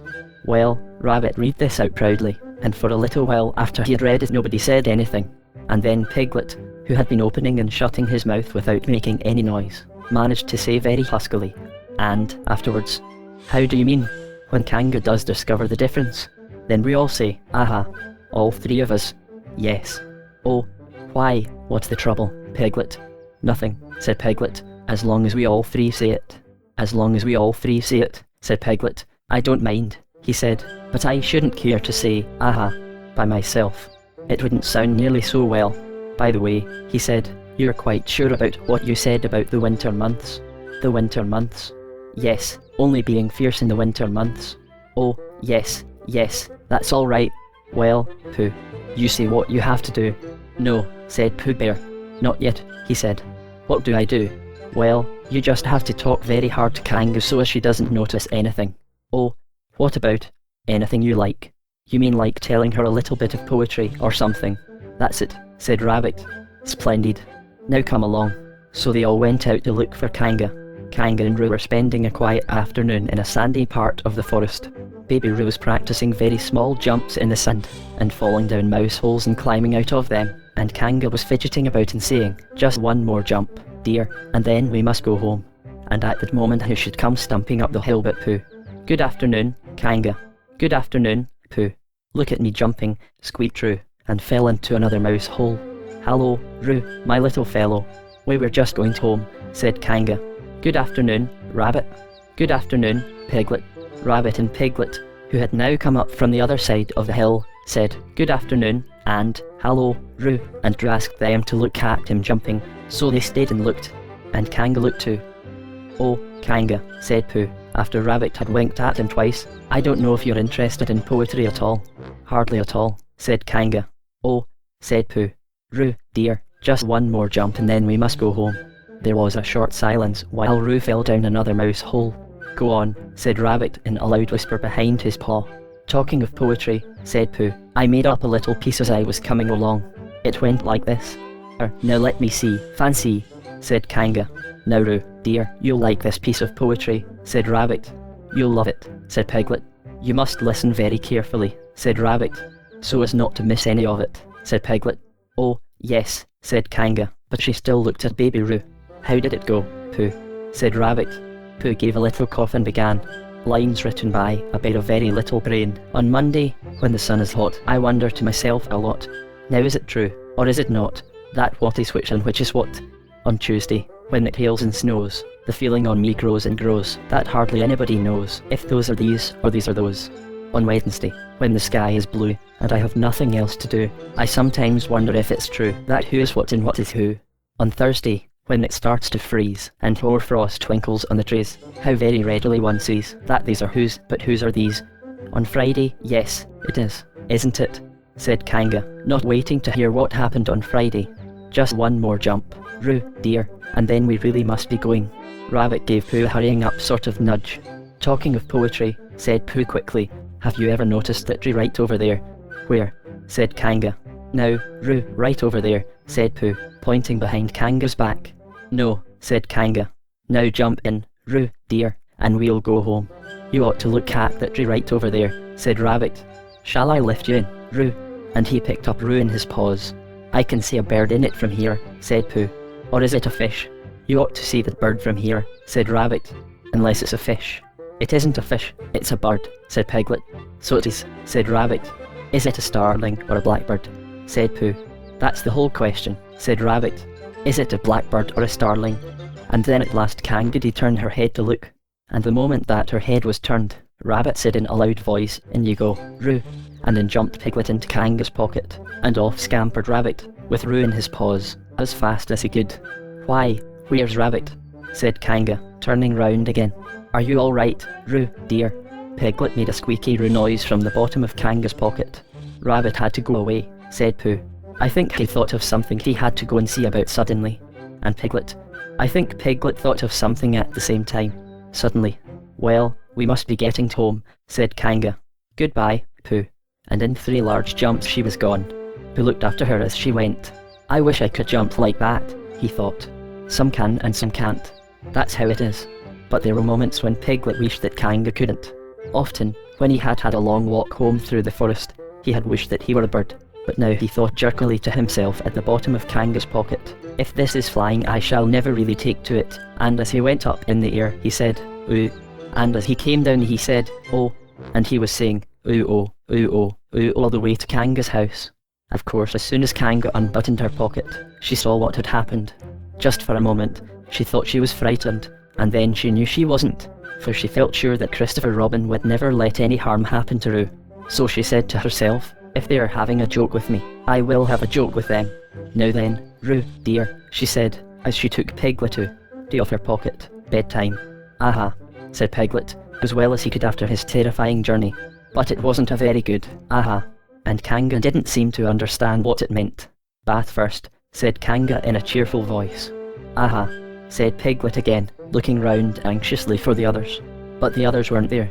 Rabbit was playing with Baby Roo in his own house, and feeling more fun of him every minute, and Pooh, who had decided to be a Kanga, was still at the sandy place on the top of the forest, practicing jumps. "I am not at all sure," said Kanga in a thoughtful voice, "that it wouldn't be a good idea to have a cold bath this evening. Would you like that, Roo, dear?" Piglet, who had never been really fond of baths, shuddered a long indignant shudder, and said in as brave a voice as he could, "Kanga, I see that the time has come to speak plainly." "Funny little Roo," said Kanga, as she got the bath water ready. "I am not Roo," said Piglet loudly. "I am Piglet." "Yes, dear, yes," said Kanga soothingly, and imitating Piglet's voice too. "So clever of him," she went on, as she took a large bar of yellow soap out of the cupboard. "What will he be doing next?" "Can't you see?" shouted Piglet. "Haven't you got eyes? Look at me." "I'm looking, Roo, dear," said Kanga rather severely. "And you know what I told you yesterday about making faces? If you go on making faces like Piglet, you will grow up to look like Piglet, and then think how sorry you will be. Now then, into the bath, and don't let me have to speak to you about it again." Before he knew where he was, Piglet was in the bath, and Kanga was scrubbing him firmly with a large lathery flannel. "Oh," cried Piglet, "let me out. I'm Piglet." "Don't open the mouth, dear, or the soap goes in," said Kanga. "There. What did I tell you?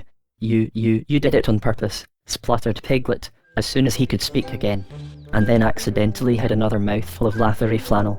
"That's right, dear, don't say anything," said Kanga, and in another minute Piglet was out of the bath, and being rubbed dry with a towel. "Now," said Kanga, "there's your medicine, and then bed." What medicine?" said Piglet. "To make you grow big and strong, dear. You don't want to grow up small and weak like Piglet, do you? Well, then." At that moment there was a knock at the door.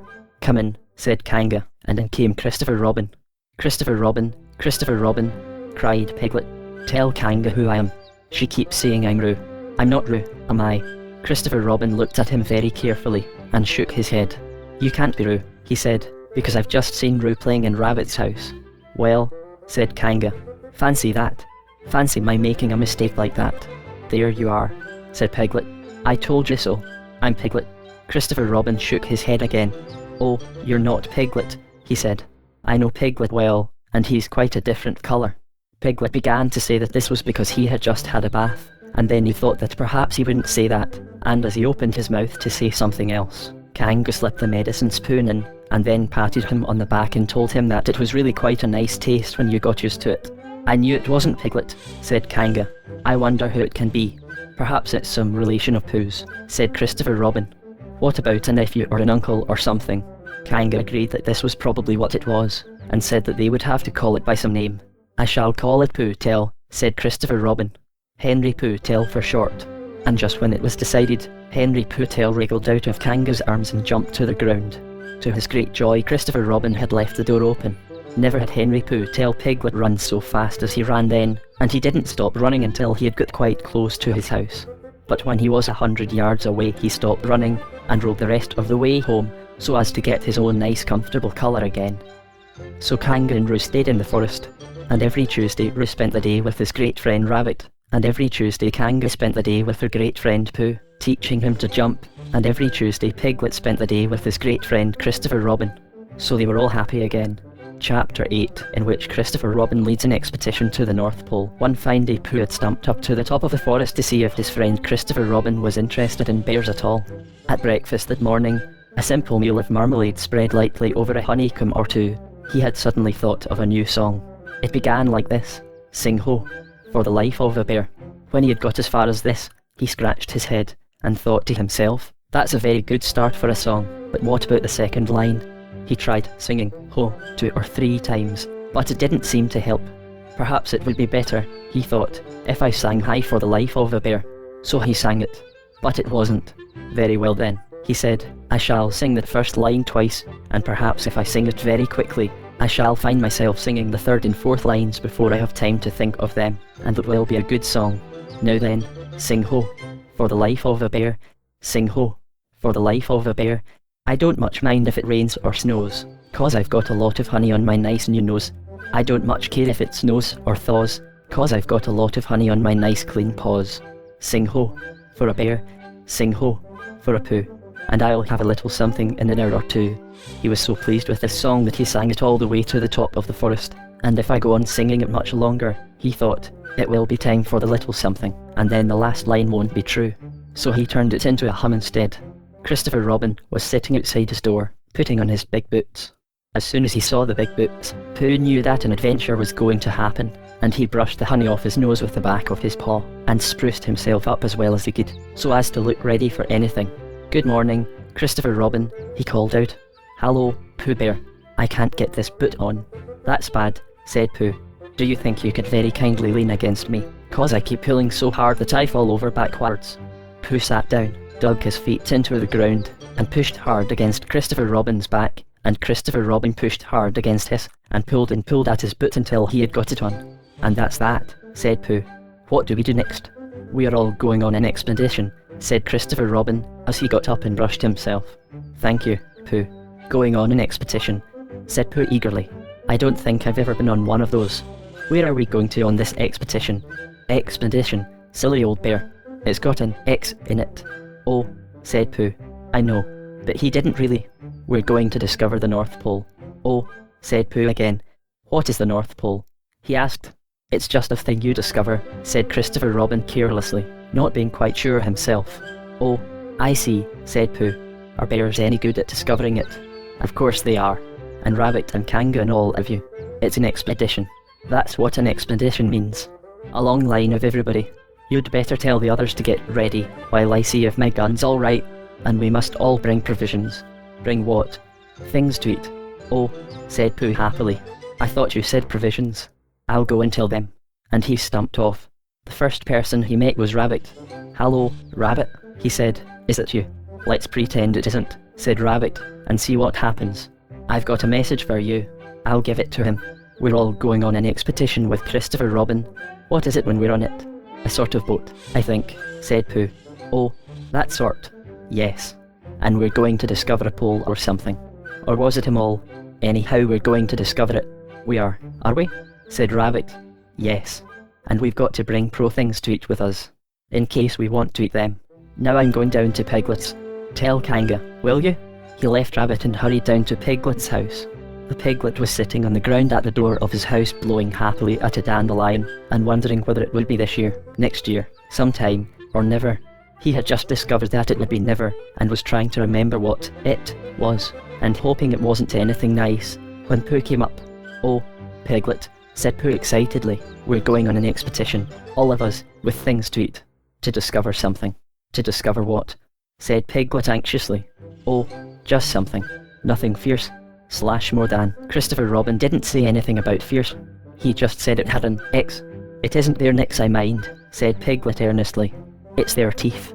But if Christopher Robin is coming, I don't mind anything. In a little while they were already at the top of the forest, and the expedition started.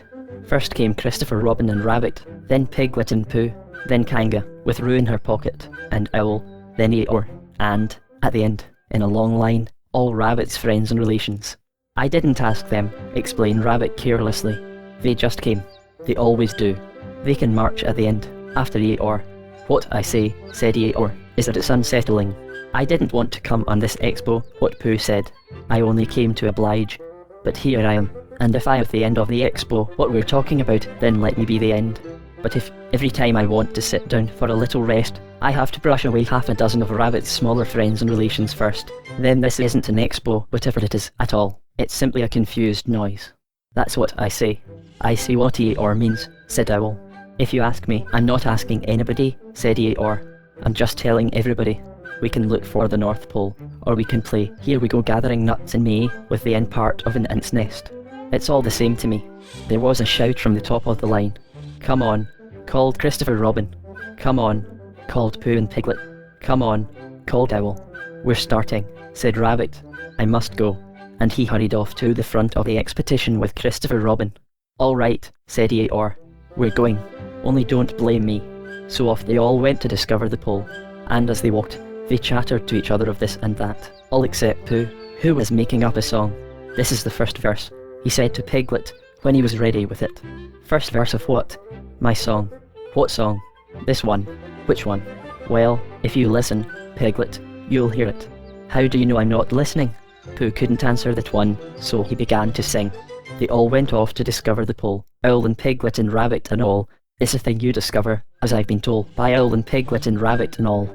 Eeyore, Christopher Robin and Pooh and Rabbit's relations all went to, and where the pole was none of them knew. Sing hey, for Owl and Rabbit and all. Hush, said Christopher Robin, turning round to Pooh. We're just coming to a dangerous place. Hush, said Pooh, turning round quickly to Piglet. Hush, said Piglet to Kanga. Hush, said Kanga to Owl, while Roo said, hush, several times to himself very quietly. Hush, said Owl to Eeyore. Hush, said Eeyore in a terrible voice to all Rabbit's friends and relations, and, hush, they said hastily to each other all down the line, until it got to the last one of all. And the last and smallest friend and relation was so upset to find that the whole expedition was saying, hush, to him, that he buried himself head downwards in a crack in the ground, and stayed there for 2 days until the danger was over, and then went home in a great hurry, and lived quietly with his aunt ever afterwards. His name was Alexander Beetle. They had come to a stream which twisted and tumbled between high rocky banks, and Christopher Robin saw at once how dangerous it was. It's just the place, he explained, for an ambush. What sort of bush? Whispered Pooh to Piglet. A gorse bush. My dear Pooh, said Owl in his superior way, don't you know what an ambush is? Owl, said Piglet, looking round at him severely. Pooh's whisper was a perfectly private whisper, and there was no need. An ambush, said Owl, is a sort of surprise. So is a gorse bush sometimes, said Pooh. An ambush, as I was about to explain to Pooh, said Piglet, is a sort of surprise. If people jump out at you suddenly, that's an ambush, said Owl. It's an ambush, Pooh, when people jump at you suddenly, explained Piglet. Pooh, who now knew what an ambush was, said that a gorse bush had sprung at him suddenly one day when he fell off a tree, and he had taken 6 days to get all the prickles out of himself. We are not talking about gorse bushes, said Owl a little crossly. I am, said Pooh. They were climbing very cautiously up the stream now, going from rock to rock, and after they had gone a little way they came to a place where the banks widened out at each side, so that on each side of the water there was a level strip of grass on which they could sit down and rest. As soon as he saw this, Christopher Robin called, halt, and they all sat down and rested. I think, said Christopher Robin, that we ought to eat all our provisions now, so that we shan't have so much to carry. Eat all or what? Said Pooh. All that we've brought, said Piglet, getting to work. That's a good idea, said Pooh, and he got to work too. Have you all got something? Asked Christopher Robin with his mouth full. All except me, said Eeyore, as usual. He looked round at them in his melancholy way. I suppose none of you are sitting on a thistle by any chance? I believe I am, said Pooh. Oh, he got up and looked behind him. Yes, I was. I thought so. Thank you, Pooh. If you've quite finished with it. He moved across to Pooh's place and began to eat. It doesn't do them any good. You know, sitting on them, he went on, as he looked up munching, takes all the life out of them. Remember that another time, all of you, a little consideration, a little thought for others, makes all the difference. As soon as he had finished his lunch, Christopher Robin whispered to Rabbit, and Rabbit said, yes, yes, of course, and they walked a little way up the stream together. I didn't want the others to hear, said Christopher Robin. Quite so, said Rabbit, looking important. I wondered, it's only Rabbit, I suppose you don't know. What does the North Pole look like? Well, said Rabbit, stroking his whiskers, now you're asking me. I did know once, only I've sort of forgotten, said Christopher Robin carelessly. It's funny thing, said Rabbit, but I've sort of forgotten too, although I did know once. I suppose it's just a pole stuck in the ground. Sure to be a pole, said Rabbit, because of calling it a pole, and if it's a pole, well, I should think it would be sticking in the ground, shouldn't you? Because there'd be nowhere else to stick it. Yes, that's what I thought. The only thing, said Rabbit, is, where is it sticking? That's what we're looking for, said Christopher Robin. They went back to the others. Piglet was lying on his back, sleeping peacefully.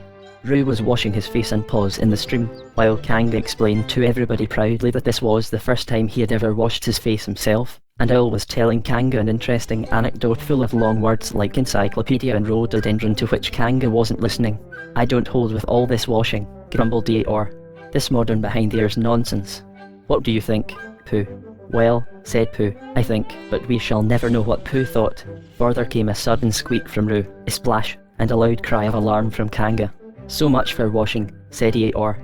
Roo's fallen in, cried Rabbit, and he and Christopher Robin came rushing down to the rescue. Look at me swimming, squeaked Roo from the middle of his pool, and was hurried down a waterfall into the next pool. Are you all right, Roo, dear? Called Kanga anxiously. Yes, said Roo. Look at me swim down. He went over the next waterfall into another pool.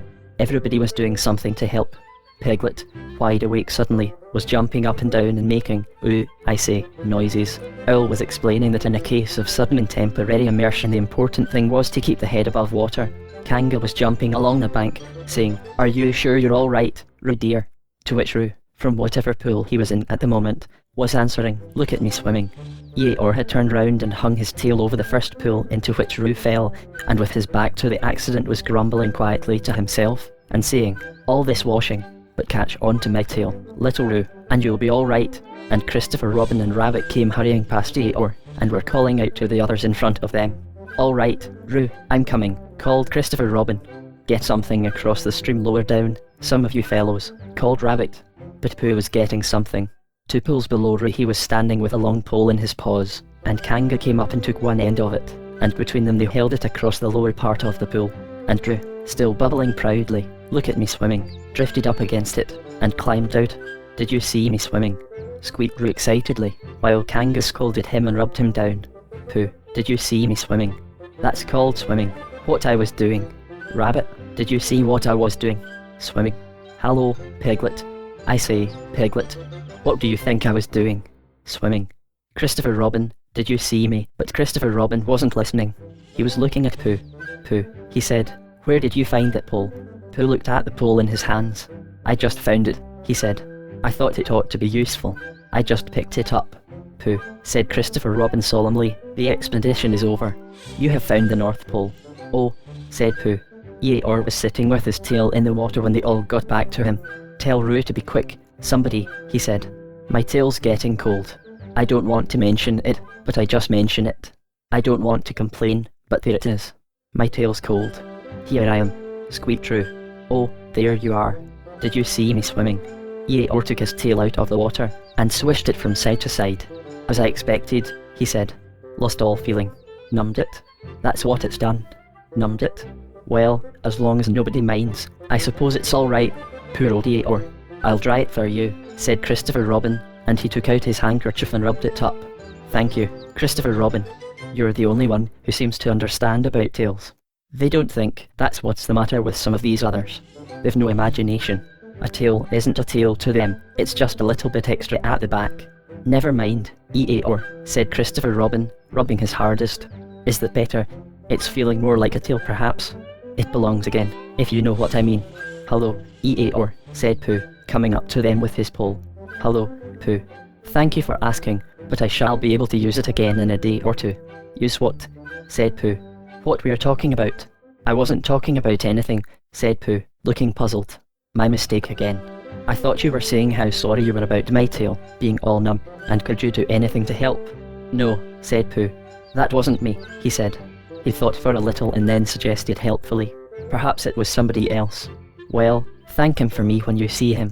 Pooh looked anxiously at Christopher Robin. Pooh's found the North Pole, said Christopher Robin. Isn't it lovely? Pooh looked modestly down. Is that it? Said Eeyore. Yes, said Christopher Robin. Is that what we were looking for? Yes, said Pooh. Oh, said Eeyore. Well, anyhow it didn't rain, he said. They stuck the pole in the ground, and Christopher Robin tied a message onto it. North Pole, discovered by Pooh. Pooh found it. Then they all went home again. And I think, but I am not quite sure, that Roo had a hot bath and went straight to bed. But Pooh went back to his own house, and feeling very proud of what he had done, had a little something to revive himself. Chapter 9, in which Piglet is entirely surrounded by water. It rained and it rained and it rained. Piglet told himself that never in all his life, and he was goodness knows how old, 3, was it, or 4, never had he seen so much rain. Days and days and days. If only, he thought, as he looked out of the window, I had been in Pooh's house, or Christopher Robin's house, or Rabbit's house, when it began to rain, then I should have had company all this time, instead of being here all alone, with nothing to do except wonder when it will stop. And he imagined himself with Pooh, saying, "Did you ever see such rain, Pooh?" And Pooh saying, "Isn't it awful, Piglet?" And Piglet saying, "I wonder how it is over Christopher Robin's way," and Pooh saying, "I should think poor old Rabbit is about flooded out by this time." It would have been jolly to talk like this, and really, it wasn't much good having anything exciting like floods, if you couldn't share them with somebody. For it was rather exciting. The little dry ditches in which Piglet had nosed about so often had become streams, the little streams across which he had splashed were rivers, and the river, between whose steep banks they had played so happily, had sprawled out of its own bed and was taking up so much room everywhere, that Piglet was beginning to wonder whether it would be coming into his bed soon. "It's a little anxious," he said to himself, "to be a very small animal entirely surrounded by water." Christopher Robin and Pooh could escape by climbing trees, and Kanga could escape by jumping, and Rabbit could escape by burrowing, and Owl could escape by flying, and Eeyore could escape by making a loud noise until rescued, and here am I, surrounded by water and I can't do anything. It went on raining, and every day the water got a little higher, until now it was nearly up to Piglet's window. And still he hadn't done anything. "There's Pooh," he thought to himself. "Pooh hasn't much brain, but he never comes to any harm. He does silly things and they turn out right. There's Owl. Owl hasn't exactly got brain, but he knows things. He would know the right thing to do when surrounded by water. There's Rabbit. He hasn't learnt in books, but he can always think of a clever plan. There's Kanga. She isn't clever, Kanga isn't, but she would be so anxious about Roo that she would do a good thing to do without thinking about it. And then there's Eeyore. And Eeyore is so miserable anyhow that he wouldn't mind about this. But I wonder what Christopher Robin would do." Then suddenly he remembered a story which Christopher Robin had told him about a man on a desert island who had written something in a bottle and thrown it into the sea, and Piglet thought that if he wrote something in a bottle and threw it in the water, perhaps somebody would come and rescue him. He left the window and began to search his house, all of it that wasn't under water, and at last he found a pencil and a small piece of dry paper, and a bottle with a cork to it. And he wrote on one side of the paper, "Help, Piglet, me," and on the other side, "It's me, Piglet. Help, help." Then he put the paper in the bottle, and he corked the bottle up as tightly as he could, and he leaned out of his window as far as he could lean without falling in, and he threw the bottle as far as he could throw, splash, and in a little while it bobbed up again on the water, and he watched it floating slowly away in the distance, until his eyes ached with looking, and sometimes he thought it was the bottle, and sometimes he thought it was just a ripple on the water which he was following, and then suddenly he knew that he would never see it again and that he had done all that he could do to save himself.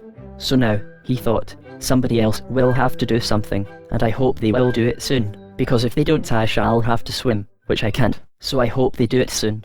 And then he gave a very long sigh and said, "I wish Pooh were here. It's so much more friendly with two." When the rain began, Pooh was asleep. It rained, and it rained, and it rained, and he slept and he slept and he slept. He had had a tiring day. You remember how he discovered the North Pole? Well, he was so proud of this that he asked Christopher Robin if there were any other poles such as a better little brain might discover. "There's a South Pole," said Christopher Robin, "and I expect there's an East Pole and a West Pole, though people don't like talking about them." Pooh was very excited when he heard this, and suggested that they should have an expedition to discover the East Pole, but Christopher Robin had thought of something else to do with Kanga, so Pooh went out to discover the East Pole by himself. Whether he discovered it or not, I forget, but he was so tired when he got home that, in the very middle of his supper, after he had been eating for little more than half an hour, he fell fast asleep in his chair, and slept and slept and slept. Then suddenly he was dreaming. He was at the East Pole, and it was a very cold pole with the coldest sort of snow and ice all over it. He had found a beehive to sleep in, but there wasn't room for his legs, so he had left them outside. And wild weasels, such as inhabit the East Pole, came and nibbled all the fur off his legs to make nests for their young, and the more they nibbled, the colder his legs got, until suddenly he woke up with an "oh," and there he was, sitting in his chair with his feet in the water, and water all round him. He splashed to his door and looked out, "This is serious," said Pooh. "I must have an escape." So he took his largest pot of honey and escaped with it to a broad branch of his tree, well above the water, and then he climbed down again and escaped with another pot. And when the whole escape was finished, there was Pooh sitting on his branch, dangling his legs, and there, beside him, were 10 pots of honey. 2 days later, there was Pooh, sitting on his branch, dangling his legs, and there, beside him, were 4 pots of honey. 3 days later, there was Pooh, sitting on his branch, dangling his legs, and there beside him was 1 pot of honey. 4 days later, there was Pooh. And it was on the morning of the 4th day that Piglet's bottle came floating past him, and with one loud cry of, "Honey!" Pooh plunged into the water, seized the bottle, and struggled back to his tree again. "Bother," said Pooh, as he opened it. "All that wet for nothing. What's that bit of paper doing?" He took it out and looked at it. "It's a message," he said to himself. "That's what it is. And that letter is a P, and so is that, and so is that. And P means Pooh. So it's a very important message to me, and I can't read it. I must find Christopher Robin or Owl or Piglet, one of those clever readers who can read things, and they will tell me what this message means. Only I can't swim. Bother." Then he had an idea, and I think that for a bit of very little brain, it was a good idea. He said to himself, "If a bottle can float, then a jar can float, and if a jar floats, I can sit on the top of it, if it's a very big jar." So he took his biggest jar and corked it up. "All boats have to have a name," he said, "so I shall call mine the Floating Bear." And with these words he dropped his boat into the water and jumped in after it. For a little while Pooh and the Floating Bear were uncertain as to which of them was meant to be on the top, but after trying 1 or 2 different positions, they settled down with the Floating Bear underneath and Pooh triumphantly astride it, paddling vigorously with his feet. Christopher Robin lived at the very top of the forest. It rained, and it rained, and it rained, but the water couldn't come up to his house. It was rather jolly to look down into the valleys and see the water all round him, but it rained so hard that he stayed indoors most of the time and thought about things. Every morning he went out with his umbrella and put a stick in the place where the water came up to, and every next morning he went out and couldn't see his stick anymore, so he put another stick in the place where the water came up to, and then he walked home again, and each morning he had a shorter way to walk than he had had the morning before. On the morning of the 5th day he saw the water all round him, and knew that for the first time in his life he was on a real island, which was very exciting. It was on this morning that Owl came flying over the water to say, "How do you do?" to his friend Christopher Robin. "I say, Owl," said Christopher Robin, "isn't this fun? I'm on an island." "The atmospheric conditions have been very unfavourable lately," said Owl. "The what?" "It has been raining," explained Owl. "Yes," said Christopher Robin. "It has. The flood level has reached an unprecedented height." "The who?" "There's a lot of water about," explained Owl. "Yes," said Christopher Robin, "there is. However, the prospects are rapidly becoming more favourable. At any moment, have you seen Pooh?" "No." "At any moment, I hope he's all right," said Christopher Robin. "I've been wondering about him. I expect Piglet's with him." "Do you think they're all right, Owl?" "I expect so. You see, at any moment, to go and see, Owl. Because Pooh hasn't got very much brain, and he might do something silly, and I do love him so, Owl. Do you see, Owl?" "That's all right," said Owl. "I'll go back directly." And he flew off. In a little while he was back again. "Pooh isn't there," he said. "Not there. He's been there. He's been sitting on a branch of his tree outside his house with 9 pots of honey. But he isn't there now." "Oh, Pooh," cried Christopher Robin. "Where are you?" "Here I am," said a growly voice behind him. "Pooh." They rushed into each other's arms. "How did you get here, Pooh?" asked Christopher Robin when he was ready to talk again. "On my boat," said Pooh proudly. "I had a very important message sent me in a bottle, and owing to having got some water in my eyes, I couldn't read it, so I brought it to you. On my boat." With these proud words he gave Christopher Robin the message. "But it's from Piglet," cried Christopher Robin when he had read it. "Isn't there anything about Pooh in it?" asked Bear, looking over his shoulder. Christopher Robin read the message aloud. "Oh, are those P's Piglets? I thought they were Poohs. We must rescue him at once. I thought he was with you, Pooh. Owl, could you rescue him on your back?" "I don't think so," said Owl, after grave thought. "It is doubtful if the necessary dorsal muscles. Then would you fly to him at once and say that rescue is coming? And Pooh and I will think of a rescue and come as quick as ever we can." "Oh, don't talk, Owl. Go on quick." And, still thinking of something to say, Owl flew off. "Now then, Pooh," said Christopher Robin, "where's your boat?" "I ought to say," explained Pooh as they walked down to the shore of the island, that it isn't just an ordinary sort of boat. Sometimes it's a boat, and sometimes it's more of an accident. It all depends. Depends on what? On whether I'm on the top of it or underneath it. Oh, well, where is it? There, said Pooh, pointing proudly to the floating bear. It wasn't what Christopher Robin expected, and the more he looked at it, the more he thought what a brave and clever bear Pooh was. And the more Christopher Robin thought this, the more Pooh looked modestly down his nose and tried to pretend he wasn't. But it's too small for 2 of us, said Christopher Robin sadly. 3 of us with Piglet. That makes it smaller still. Oh, Pooh Bear, what shall we do? And then this bear, Pooh Bear, Winnie the Pooh, FOP, friend of Piglet, RC, Rabbit's companion, PD, Pole discoverer, ECNTF, EARS comforter and tail finder.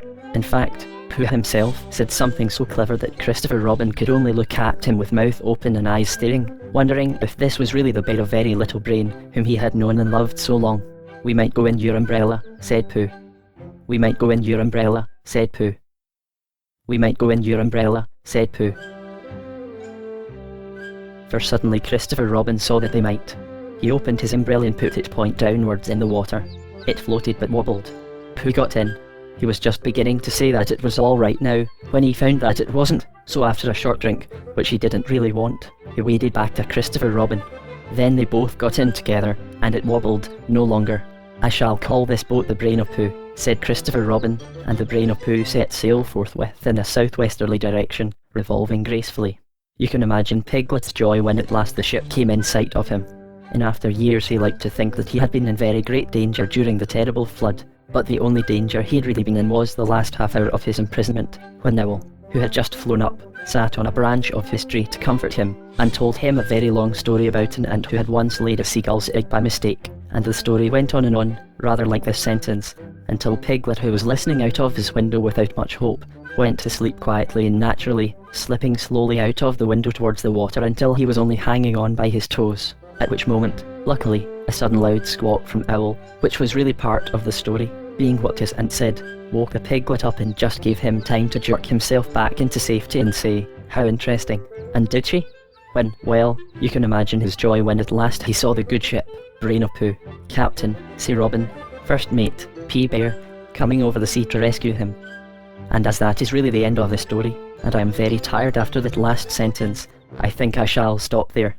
Chapter 10, in which Christopher Robin gives a Pooh party, and we say goodbye one day when the sun had come back over the forest, bringing with it the scent of May, and all the streams of the forest were tinkling happily to find themselves their own pretty shape again, and the little pools lay dreaming of the life they had seen and the big things they had done, and in the warmth and quiet of the forest the cuckoo was trying over his voice carefully and listening to see if he liked it, and wood pigeons were complaining gently to themselves in their lazy comfortable way that it was the other fellow's fault, but it didn't matter very much.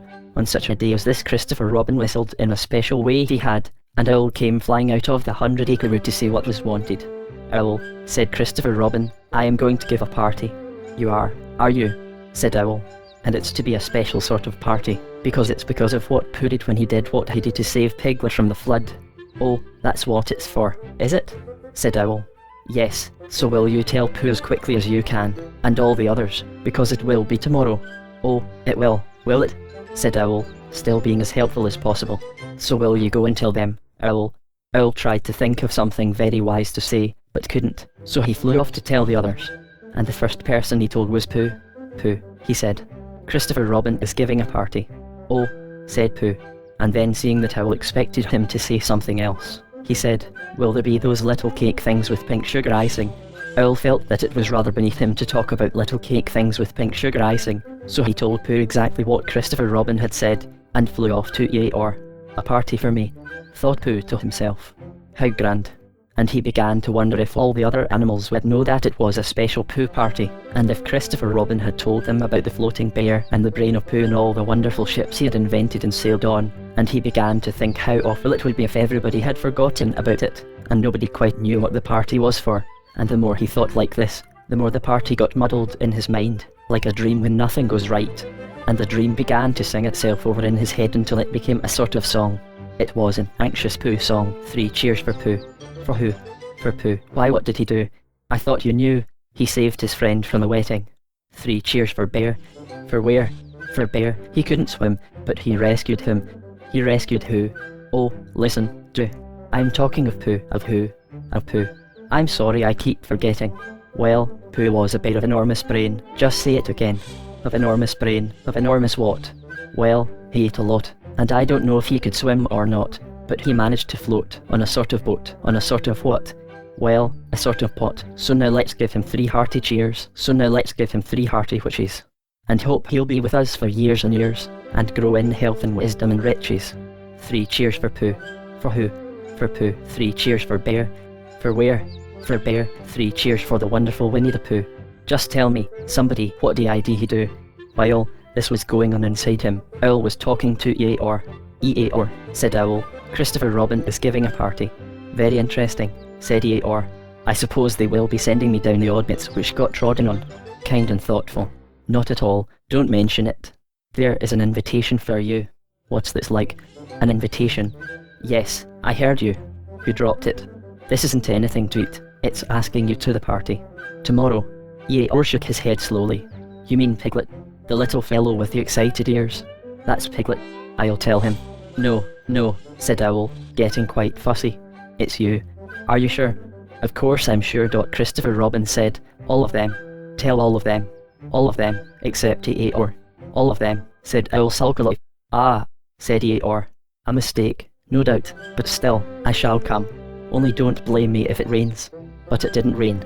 Christopher Robin had made a long table out of some long pieces of wood, and they all sat round it. Christopher Robin sat at one end, and Pooh sat at the other, and between them on one side were Owl and Eeyore and Piglet, and between them on the other side were Rabbit, and Drew and Kanga, and all Rabbit's friends and relations spread themselves about on the grass, and waited hopefully in case anybody spoke to them, or dropped anything, or asked them the time. It was the first party to which Roo had ever been, and he was very excited. As soon as ever they had sat down he began to talk. Hello, Pooh, he squeaked. Hello, Roo, said Pooh. Roo jumped up and down in his seat for a little while and then began again. Hello, Piglet, he squeaked. Piglet waved a paw at him, being too busy to say anything. Hello, Eeyore, said Roo. Eeyore nodded gloomily at him. It will rain soon, you see if it doesn't, he said. Roo looked to see if it didn't, and it didn't, so he said, Hello, Owl. And Owl said, Hello, my little fellow, in a kindly way, and went on telling Christopher Robin about an accident which had nearly happened to a friend of his whom Christopher Robin didn't know, and Kanga said to Roo, Drink up your milk first, dear, and talk afterwards. So Roo, who was drinking his milk, tried to say that he could do both at once, and had to be patted on the back and dried for quite a long time afterwards. When they had all nearly eaten enough, Christopher Robin banged on the table with his spoon, and everybody stopped talking and was very silent, except Roo, who was just finishing a loud attack of hiccups and trying to look as if it was one of Rabbit's relations. This party, said Christopher Robin, is a party because of what someone did, and we all know who it was, and it's his party, because of what he did, and I've got a present for him and here it is. Then he felt about a little and whispered, Where is it? While he was looking, Eeyore coughed in an impressive way and began to speak.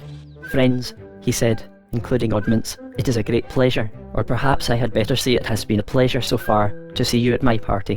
What I did was nothing. Any of you, except Rabbit and Owl and Kanga, would have done the same. Oh, and Pooh. My remarks do not, of course, apply to Piglet and Roo, because they are too small. Any of you would have done the same. But it just happened to be me. It was not, I need hardly say, with an idea of getting what Christopher Robin is looking for now, and he put his front leg to his mouth and said in a loud whisper, Try under the table, that I did what I did, but because I feel that we should all do what we can to help. I feel that we should all, each hop, said Roo accidentally. Roo, dear, said Kanga reproachfully. Was it me? Asked Roo, a little surprised. What's Eeyore talking about? Piglet whispered to Pooh. I don't know, said Pooh rather dolefully. I thought this was your party. I thought it was one's, but I suppose it isn't. I'd sooner it was yours than Eeyore is, said Piglet. So would I, said Pooh. Each hop, said Roo again. As I was saying, said Eeyore loudly and sternly, as I was saying when I was interrupted by various loud sounds, I feel that, here it is, cried Christopher Robin excitedly. Pass it down to silly old Pooh. It's for Pooh, said Eeyore. Of course it is. The best bear in all the world. I might have known, said Eeyore. After all, one can't complain. I have my friends. Somebody spoke to me only yesterday. And was it last week or the week before that Rabbit bumped into me and said, Bother, the social round. Always something going on. Nobody was listening, for they were all saying, Open it, Pooh. What is it, Pooh? I know what it is. No, you don't. And other helpful remarks of this sort. And of course Pooh was opening it as quickly as ever he could, but without cutting the string, because you never know when a bit of string might be useful. At last it was undone. When Pooh saw what it was, he nearly fell down. He was so pleased. It was a special pencil case. There were pencils in it marked B for bear, and pencils marked B for helping bear, and pencils marked B for brave bear. There was a knife for sharpening the pencils, and India rubber for rubbing out anything which you had spelt wrong, and a ruler for ruling lines for the words to walk on, and inches marked on the ruler in case you wanted to know how many inches anything was, and blue pencils and red pencils and green pencils for saying special things in blue and red and green. And all these lovely things were in little pockets of their own in a special case which shut with a click when you clicked it, and they were all for Pooh. Oh, said Pooh. Oh, Pooh, said everybody else except Eeyore. Thank you, growled Pooh. But Eeyore was saying to himself, this writing business, pencils and whatnot, overrated, if you ask me. Silly stuff. Nothing in it. Later on, when they had all said goodbye and thank you to Christopher Robin, Pooh and Piglet walked home thoughtfully together in the golden evening, and for a long time they were silent. When you wake up in the morning, Pooh, said Piglet at last, what's the first thing you say to yourself? What's for breakfast? Said Pooh. What do you say, Piglet? I say, I wonder what's going to happen exciting today, said Piglet. Pooh nodded thoughtfully. It's the same thing, he said. And what did happen? Asked Christopher Robin. When? Next morning. I don't know. Could you think? And tell me and Pooh sometime, if you wanted it very much. Who does? Said Christopher Robin. He gave a deep sigh, picked his bear up by the leg and walked off to the door, trailing Winnie the Pooh behind him. At the door he turned and said, coming to see me have my bath. I might, I said. Was Pooh's pencil case any better than mine? It was just the same, I said. He nodded and went out, and in a moment I heard Winnie the Pooh bump, bump, bump going up the stairs behind him.